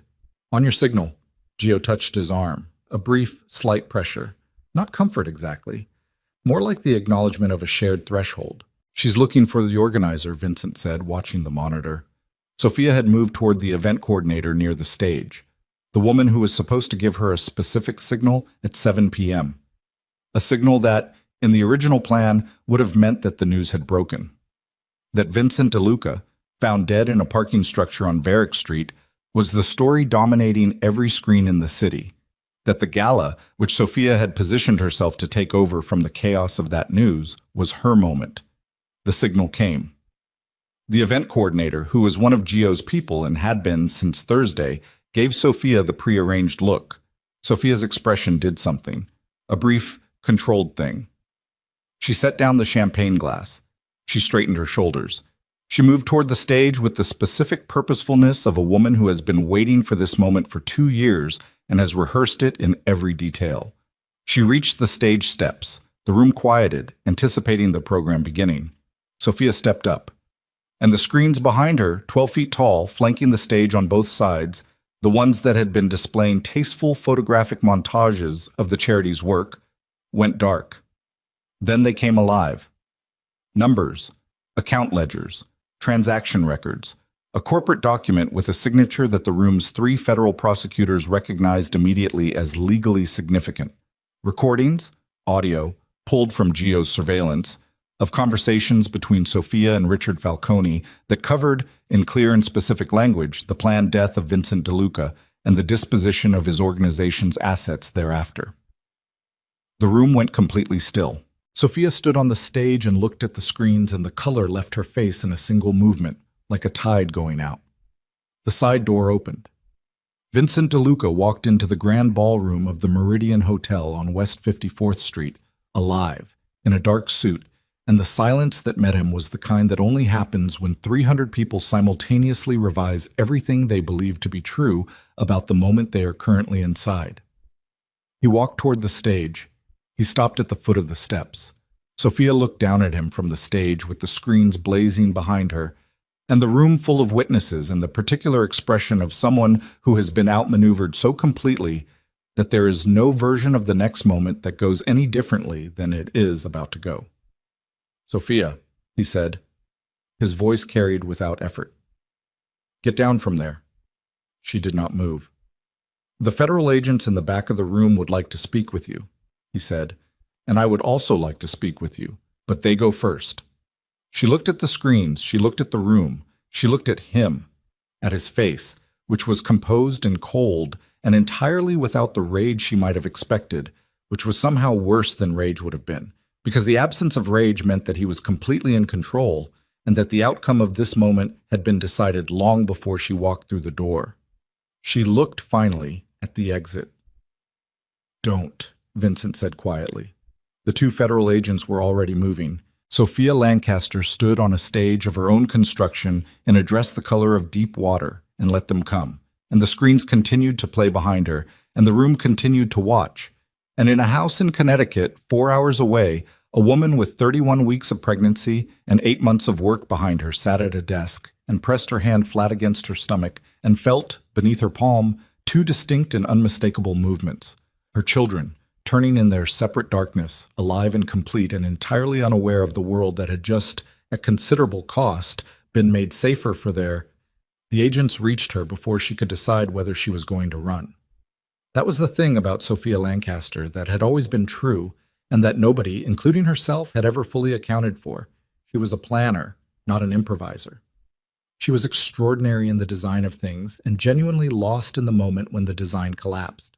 She stood on the stage with her hands at her sides and her face doing its controlled best to present nothing, while the screens blazed her own work back at the room, and she let the agents take her by the arm because the alternative required a kind of instinctive physical courage that she had never developed because she had never needed it. She had always had other people for the physical parts. They walked her down the stage steps and through the ballroom, and the room parted for them in silence. Not the silence of shock exactly, but the silence of 300 people simultaneously adjusting their understanding of an entire social landscape. These were people who were accustomed to learning, at intervals, that things were not what they had appeared. They were not innocent. But this was larger than most recalibrations, and the quality of the quiet that followed Sophia Lancaster out of the grand ballroom of the Meridian Hotel was the particular quiet of a city revising its own story. Vincent stood at the foot of the stage steps and watched her go. He did not follow. He did not call after her. He stood with his hands at his sides, and his face composed into the expression he used when he needed to be unreadable in a room full of people who were reading everything. And he watched the doors close behind her, and then he turned and looked at the room. The Port Authority Commissioner was staring at him. The two city council members were in quiet, rapid conversation with each other and their aides. The prosecutors in the back, 3 of them, who had arrived with what they believed was foreknowledge of an interesting evening and had received something considerably beyond that, were already on their phones. Gio appeared at his shoulder. "Damien has been in federal custody since this morning," Gio said, quietly enough for only Vincent to hear. "The prosecutors have his full cooperation agreement. He gave them 3 other operations in addition to everything connected to us." A pause. He did not apparently tell Sophia that he had been taken. Vincent processed this. She walked in here not knowing her brother had already turned. She walked in here believing she was about to begin an entirely different life, yes. Gio's voice was even, factual, stripped of judgment, though not of a certain heaviness. She had no one left to call, and didn't know it. Vincent looked at the doors. "The Richard Falcone connection," he said. "Federal jurisdiction. They'll move on him within 48 hours. The Falcone family will distance themselves immediately. They have no interest in defending a man they brought in through a marriage that ended badly." Gio paused. "The operatives from Thursday night are already processed. The 2 who ran were picked up this morning. And the organization." "That," Gio said carefully, "is a conversation for another night." Vincent nodded.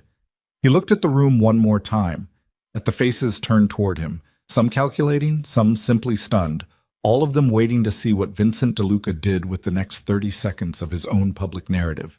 He understood this was a moment that would be interpreted and reinterpreted in the days ahead.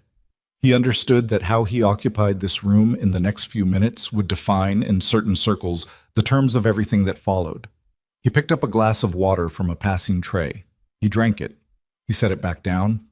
He walked out. He drove to Connecticut himself. He told the 2 men who moved to follow him to stay. He drove alone, on the I-95, in the dark, with the heater running and nothing on the radio, and the 2-hour drive passed in a state that was not quite thought and not quite feeling, but was something in between, a long, pressurized stillness in which the events of the past week and the events of the past 8 months and the events of the past 11 years all existed simultaneously without resolving into anything he could name. He had been in this car on this highway many times. He had driven it in anger, in relief, in the focused blankness of a man returning from things he needed to leave behind him in the city. He had never driven it like this. He was not sure there was a word for what he was driving in. He arrived at the Connecticut house at 10:30. The lights were on in the study. He sat in the car in the dark driveway for a moment. Just sat. The engine ticking as it cooled, his hands on the wheel. He thought about what Gio had said.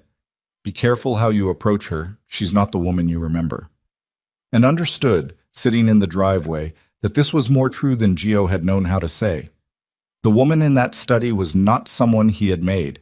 She had made herself, in the 8 months he had not been there, out of materials she had assembled entirely without him, and the result was someone he did not fully know yet and had no guarantee of knowing, and that uncertainty was something he was going to have to inhabit without trying to resolve it on a timeline that suited him. He got out of the car. He knocked. One of his men opened the door, checked him with a nod, and stepped aside. Vincent walked through the house to the study. The door was half open. He pushed it the rest of the way. Claire was at the desk. She was not working. She was sitting with her hands folded on the surface of the desk and her eyes on the window, which showed nothing but the dark and the reflection of the lamp, and she turned when he came in and looked at him. He looked back at her. She looked tired in a way that went beyond the physical. The kind of tired that accumulates over months of sustained effort maintained through will rather than energy. But there was something else in her face that had not been there the last time he had seen her in a lit room. Something that had settled. The particular quality of a person who has completed something enormous and is now, for the first time in a long time, simply sitting. "It's done," he said. "I know." She had been watching the news on her phone. "I saw the footage from the hotel." He came into the room. He didn't sit. He stood near the door with his coat still on, which was the physical equivalent of acknowledging that he was here at her sufferance and not his own right. "Damien gave them everything this morning," he said.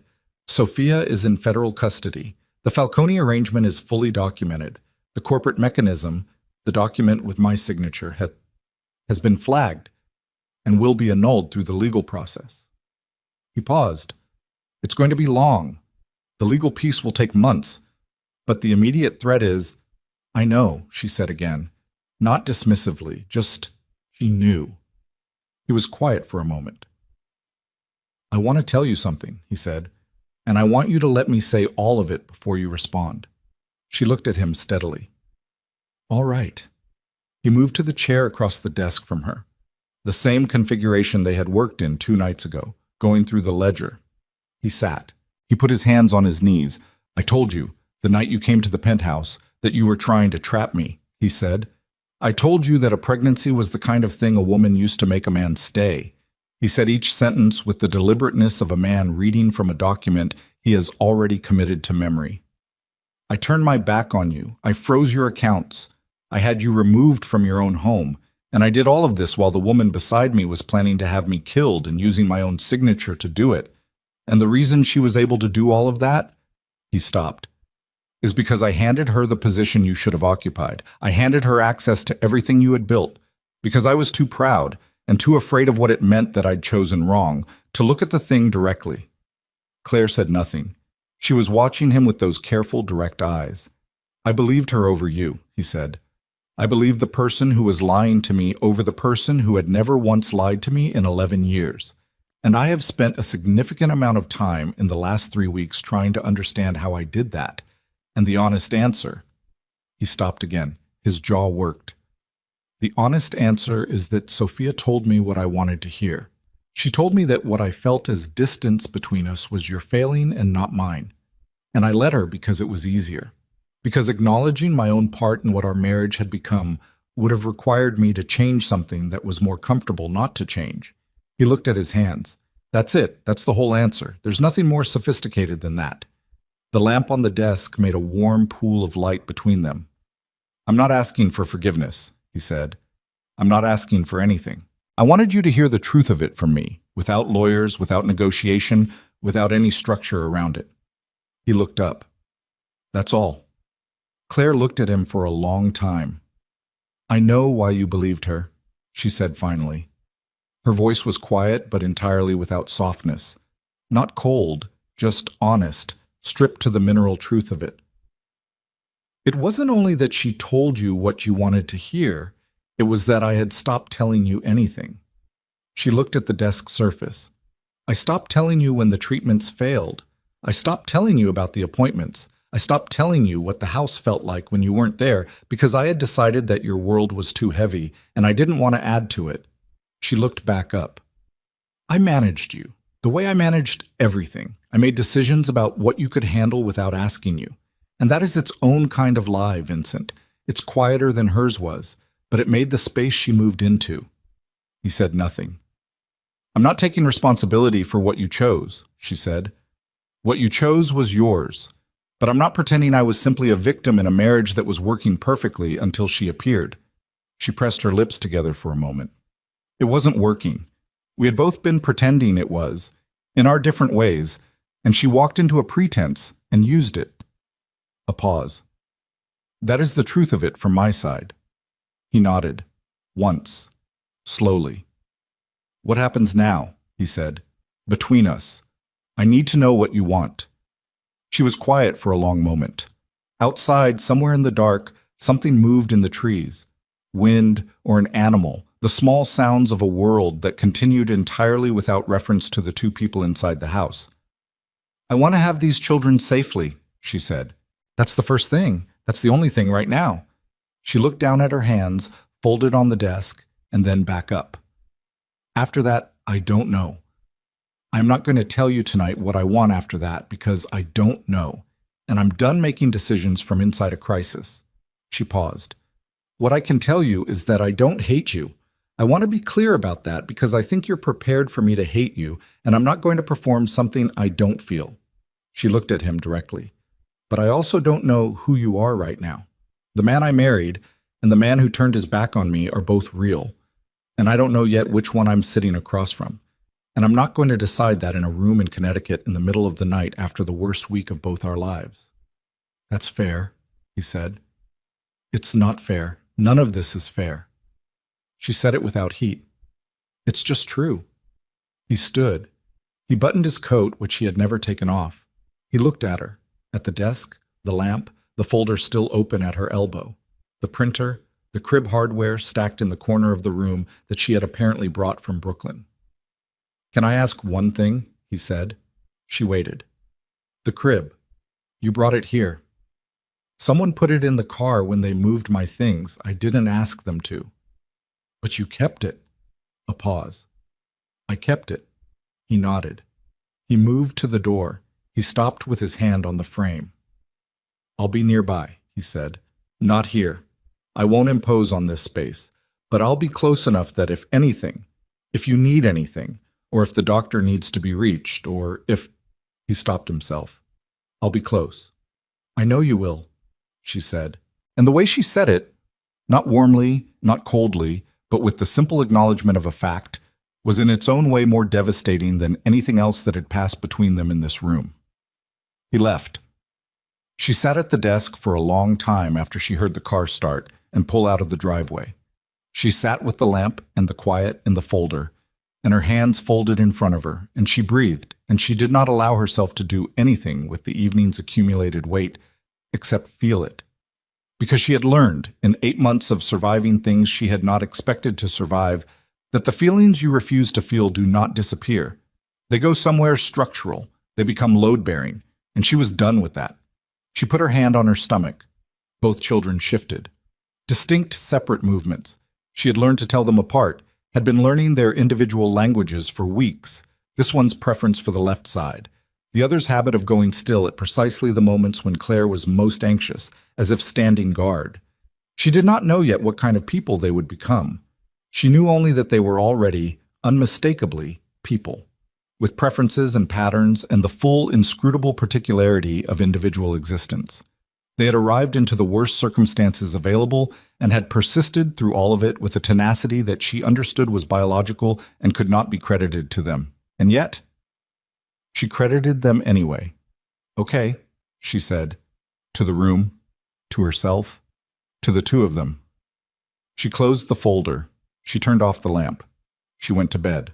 6 weeks later, on a Thursday morning in January, Claire Whitmore delivered 2 children at a hospital in Hartford, Connecticut, 14 minutes apart, under the care of Dr. Anand's colleague, a calm and capable woman named Dr. Ferris, who had the specific gift of making a complicated delivery feel, from the inside of it, like something being handled by someone who had handled this before and found it manageable. It was not, by medical definition, easy.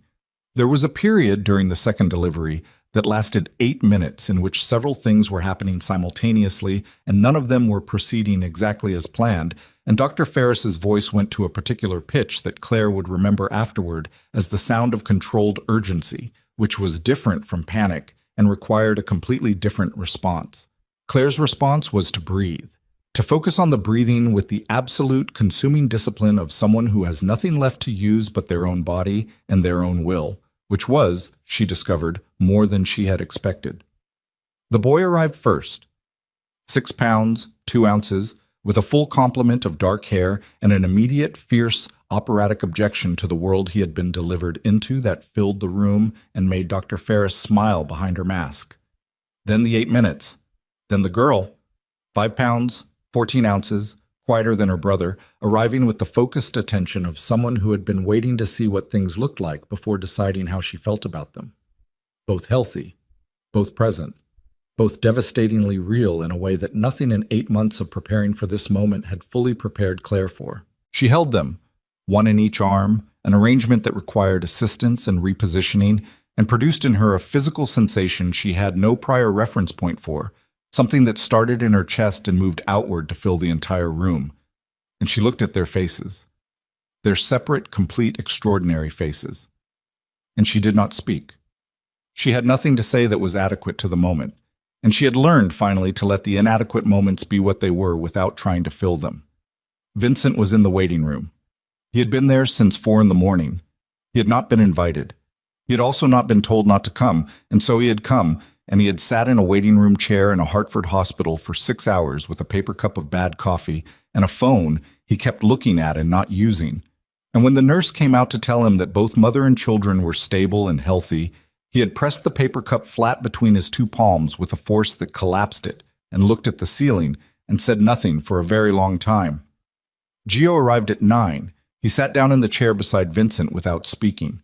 He was carrying his own coffee from somewhere that had made it better. He handed Vincent a cup. They sat in the waiting room of the maternity ward and drank coffee and did not speak for 20 minutes, which was one of the more honest conversations they had ever had. "She let me know," Gio said finally, "through Dr. Ferris, that she's aware you're here." He paused. "She didn't ask you to leave." Vincent looked at the door that led to the ward. "That's not the same as asking me to come in." "No, it isn't." Gio drank his coffee. "But it's more than nothing." Vincent looked at the door for a long moment. "What are they?" he said.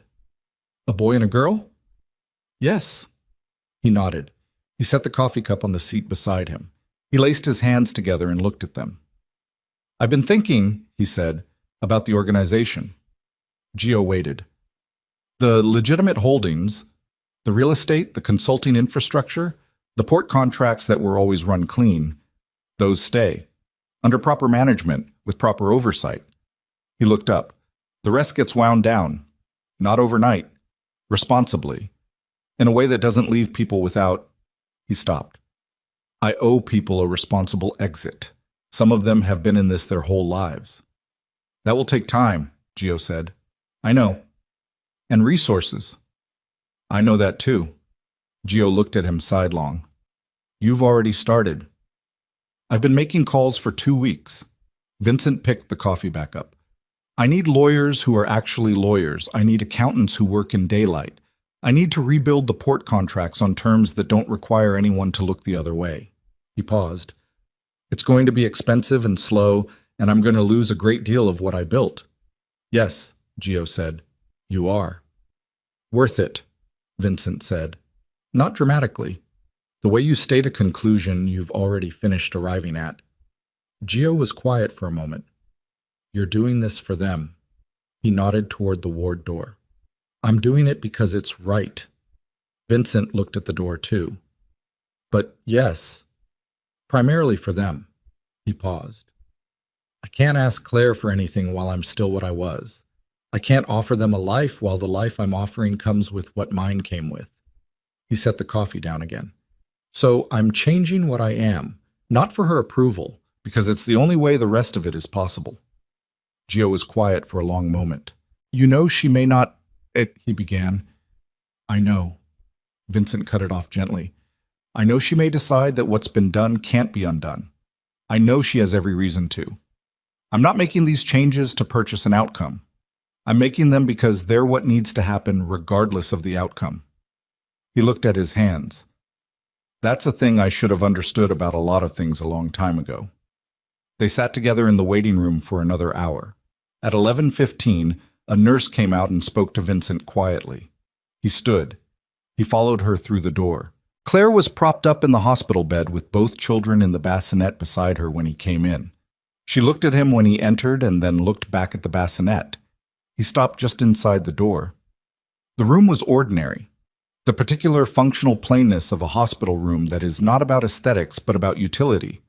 And in it, on this ordinary Thursday in January, there were 3 people who had not existed in the same room together before this moment, and one who had been absent for 8 months from the life of the one who mattered most. "Come and look at them," Claire said.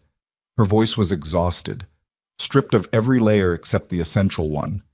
"You can come and look." He came and looked. He stood at the side of the bassinet and looked at his son and his daughter, their separate sleeping faces, the impossible smallness of their hands, the particular quality of their stillness, which was the stillness of something completely new. And he stood there for a long time without speaking. His son had his jaw. He could already see it, the straight line of it, even this small. His daughter had Claire's brow, the composed, particular brow of a woman who thought carefully before she spoke. He reached out and placed one finger in his son's curled hand. The boy's fingers closed around it with the reflexive grip of someone who has not yet learned not to hold on to things. He stood like that for a while. "Have you named them?" he said. "I have ideas." She looked at the bassinet. "I wanted to wait until I could look at them." A pause. "The boy. I keep thinking Daniel." "Daniel," he said. "And for the girl—" She was quiet for a moment. "Margot. My grandmother's name." "Daniel and Margot," he said. He tried them in his mouth. "They fit. Those are good names." She looked at him then. He looked back. They looked at each other across the bassinet with 2 sleeping children between them and the full, unresolved, ongoing weight of everything they were to each other and had been and might be, and neither of them looked away from it. "I need you to know something," she said. "Tell me. I'm not making any decisions right now about us, about what we are or what we become." She was precise about this in the way she was precise about everything. "I need months. I need to be home and healthy and stable. And I need to know that my children are safe and settled before I can look at the rest of it." "I understand. I also need you to be present for them." She looked back at the bassinet. "Whatever happens between you and me, they need a father. They need to know who you are. That's not something I'm willing to negotiate around." She paused. "So you need to be here, in whatever capacity we decide on. But here, I will be," he said. "I know you will." She said it with the same quiet certainty she had used the night he had left Connecticut. And again, the certainty landed harder than doubt would have, because it was not given easily. She knew what she knew about him after 11 years, which included the worst of it and the best, and she was not pretending either one was not true. He reached into his jacket pocket. He took out the ultrasound, the original, the one she had placed on the marble floor of the penthouse 9 months ago, which he had finally, 3 weeks after she had left, alone in the penthouse at 2 in the morning when Sophia was asleep, bent down and picked up. He had kept it since then folded in the interior pocket of his jacket, which was not something he had explained to anyone and was not something he intended to explain now. He set it on the blanket in front of her. She looked at it. She looked at it for a long time. She picked it up. She looked at the 2 small shapes, the blurred evidence of 2 lives that had been in existence when he had turned his back, that had persisted through everything that followed, that were sleeping 6 inches from her right hand at this moment in January in Hartford, Connecticut, astonishingly intact. She folded it. She held it in her hand. "You kept it," she said. "Yes." She looked up at him. He looked back, and there was no dramatic resolution in the looking, no transformation, no sudden collapse of everything that had been built up between them. Just 2 people who had been through something extreme and were still, against considerable odds, in the same room, looking at each other with clear eyes. "Thank you for coming," she said. "Tonight, to be here." "Thank you for letting me in," he said. He pulled the chair from the corner of the room and sat beside the bassinet, and did not pretend that the chair was not where he belonged, and did not pretend that his belonging there was settled or simple, and did not pretend anything. He just sat, and the children slept. The legal proceedings took 18 months. Sophia Lancaster received a federal sentence of 12 years on charges that included conspiracy, financial fraud, and solicitation of violence, the last of which her attorneys contested with considerable energy and very little success given the recordings. She gave no public statement. She made no appeal to sympathy. She walked into the courthouse on the day of sentencing in a composed, expensive suit, and she walked out of it in a different set of clothes. And the composure she maintained throughout the entire process was either admirable or chilling, depending on who was observing it, and most of the people observing it could not decide which. Damian Lancaster received a reduced sentence in exchange for his cooperation. 7 years. He would serve 4. He and Sophia were never in the same room after the night of the gala, and neither of them made any attempt to change that. Richard Falcone was extradited, tried on separate charges in a federal jurisdiction that had been wanting him for other reasons entirely, and received a sentence that his attorney described in a statement to the press as disproportionate, a description that the federal prosecutor in question received with visible serenity. The Falcone family issued a statement distancing themselves from Richard Falcone's actions. The statement was 2 sentences long and had clearly been written by someone whose primary skill was exactly this kind of statement. The DeLuca financial restructuring took 2 years, a team of legitimate attorneys, 3 separate regulatory processes, and the kind of sustained, unglamorous institutional effort that is the opposite of every story anyone tells about how empires are built. Vincent completed it, every part of it, on a timeline that was longer than he wanted and shorter than anyone expected. The port contracts were renegotiated. The holding companies were sold or dissolved. The people who had depended on the old structure were, where possible, transitioned into the new one, and where not possible, given something: severance, referrals, a phone call from Vincent himself explaining what was happening and why. Several of these conversations were difficult. He made them all. Gio retired. He called it stepping back, which fooled nobody. He continued to take Vincent's calls at any hour, and to give advice that was invariably the most useful advice in any room, and to refuse, when asked, to be compensated for it beyond an occasional dinner at a restaurant of his choosing. He was 73. He had earned the fiction of retirement, and everyone who loved him allowed him the fiction. Daniel and Margot DeLuca grew with the particular speed of the very young, which is to say faster than anyone was prepared for. They were not identical in temperament. Daniel was loud about his preferences from very early, establishing himself as someone who would always know what he wanted and never be entirely quiet about wanting it, while Margot watched the world from slightly further back with those composed, considering eyes, and formed her views privately before revealing them, often at moments of maximum effect. Claire observed this and found it both familiar and alarming. She went back to work when they were 4 months old. Hargrove Financial offered her a senior position. She took it. Gerald, the tired hiring manager, told her at her first team meeting that she was the best thing that had happened to his firm since its founding, which was extravagant but not entirely inaccurate. She and Vincent did not rush. He kept a house in the city. She kept the Brooklyn apartment, which she eventually upgraded to an actual apartment rather than the post-crisis holding space the first one had been. A place with 2 bedrooms and a room that could be a study or could be other things depending on what was needed. Vincent came to Brooklyn on Tuesdays and Saturdays. He took the children to the park in Carroll Gardens, the same park where he had once driven past without stopping, because he had not yet believed he had the right to stop. He learned in the park what kind of people his children were becoming. He learned the specific pitch of Daniel's laughter and the particular expression on Margot's face when she encountered something new and was deciding what to make of it. He learned that she got it from her mother. He and Claire talked, in those months, more than they had ever talked in their marriage. They talked on the phone after the children were in bed. They talked at the kitchen table on Tuesdays while the children ate. They talked about ordinary things, that the children's schedules, her work, his restructuring progress, the logistics of 2 people managing 2 very small people from separate addresses. And they talked, gradually, incrementally, about the other things. The marriage, the years, the distance that had grown inside it and how it had grown, and what each of them had contributed to it, and what they would do differently, and whether differently was even a meaningful category, given that differently would produce a different life, and not necessarily this one, which contained Daniel and Margot, and the apartment and the park on Saturdays, which were things neither of them was interested in having not happened. There was no single conversation that resolved it. There was no night when they looked at each other and understood that everything had been reclaimed. There was instead a long and ordinary sequence of mornings and evenings, of children and work and phone calls and Saturdays in the park, of two people learning, slowly and without ceremony, who the other person actually was.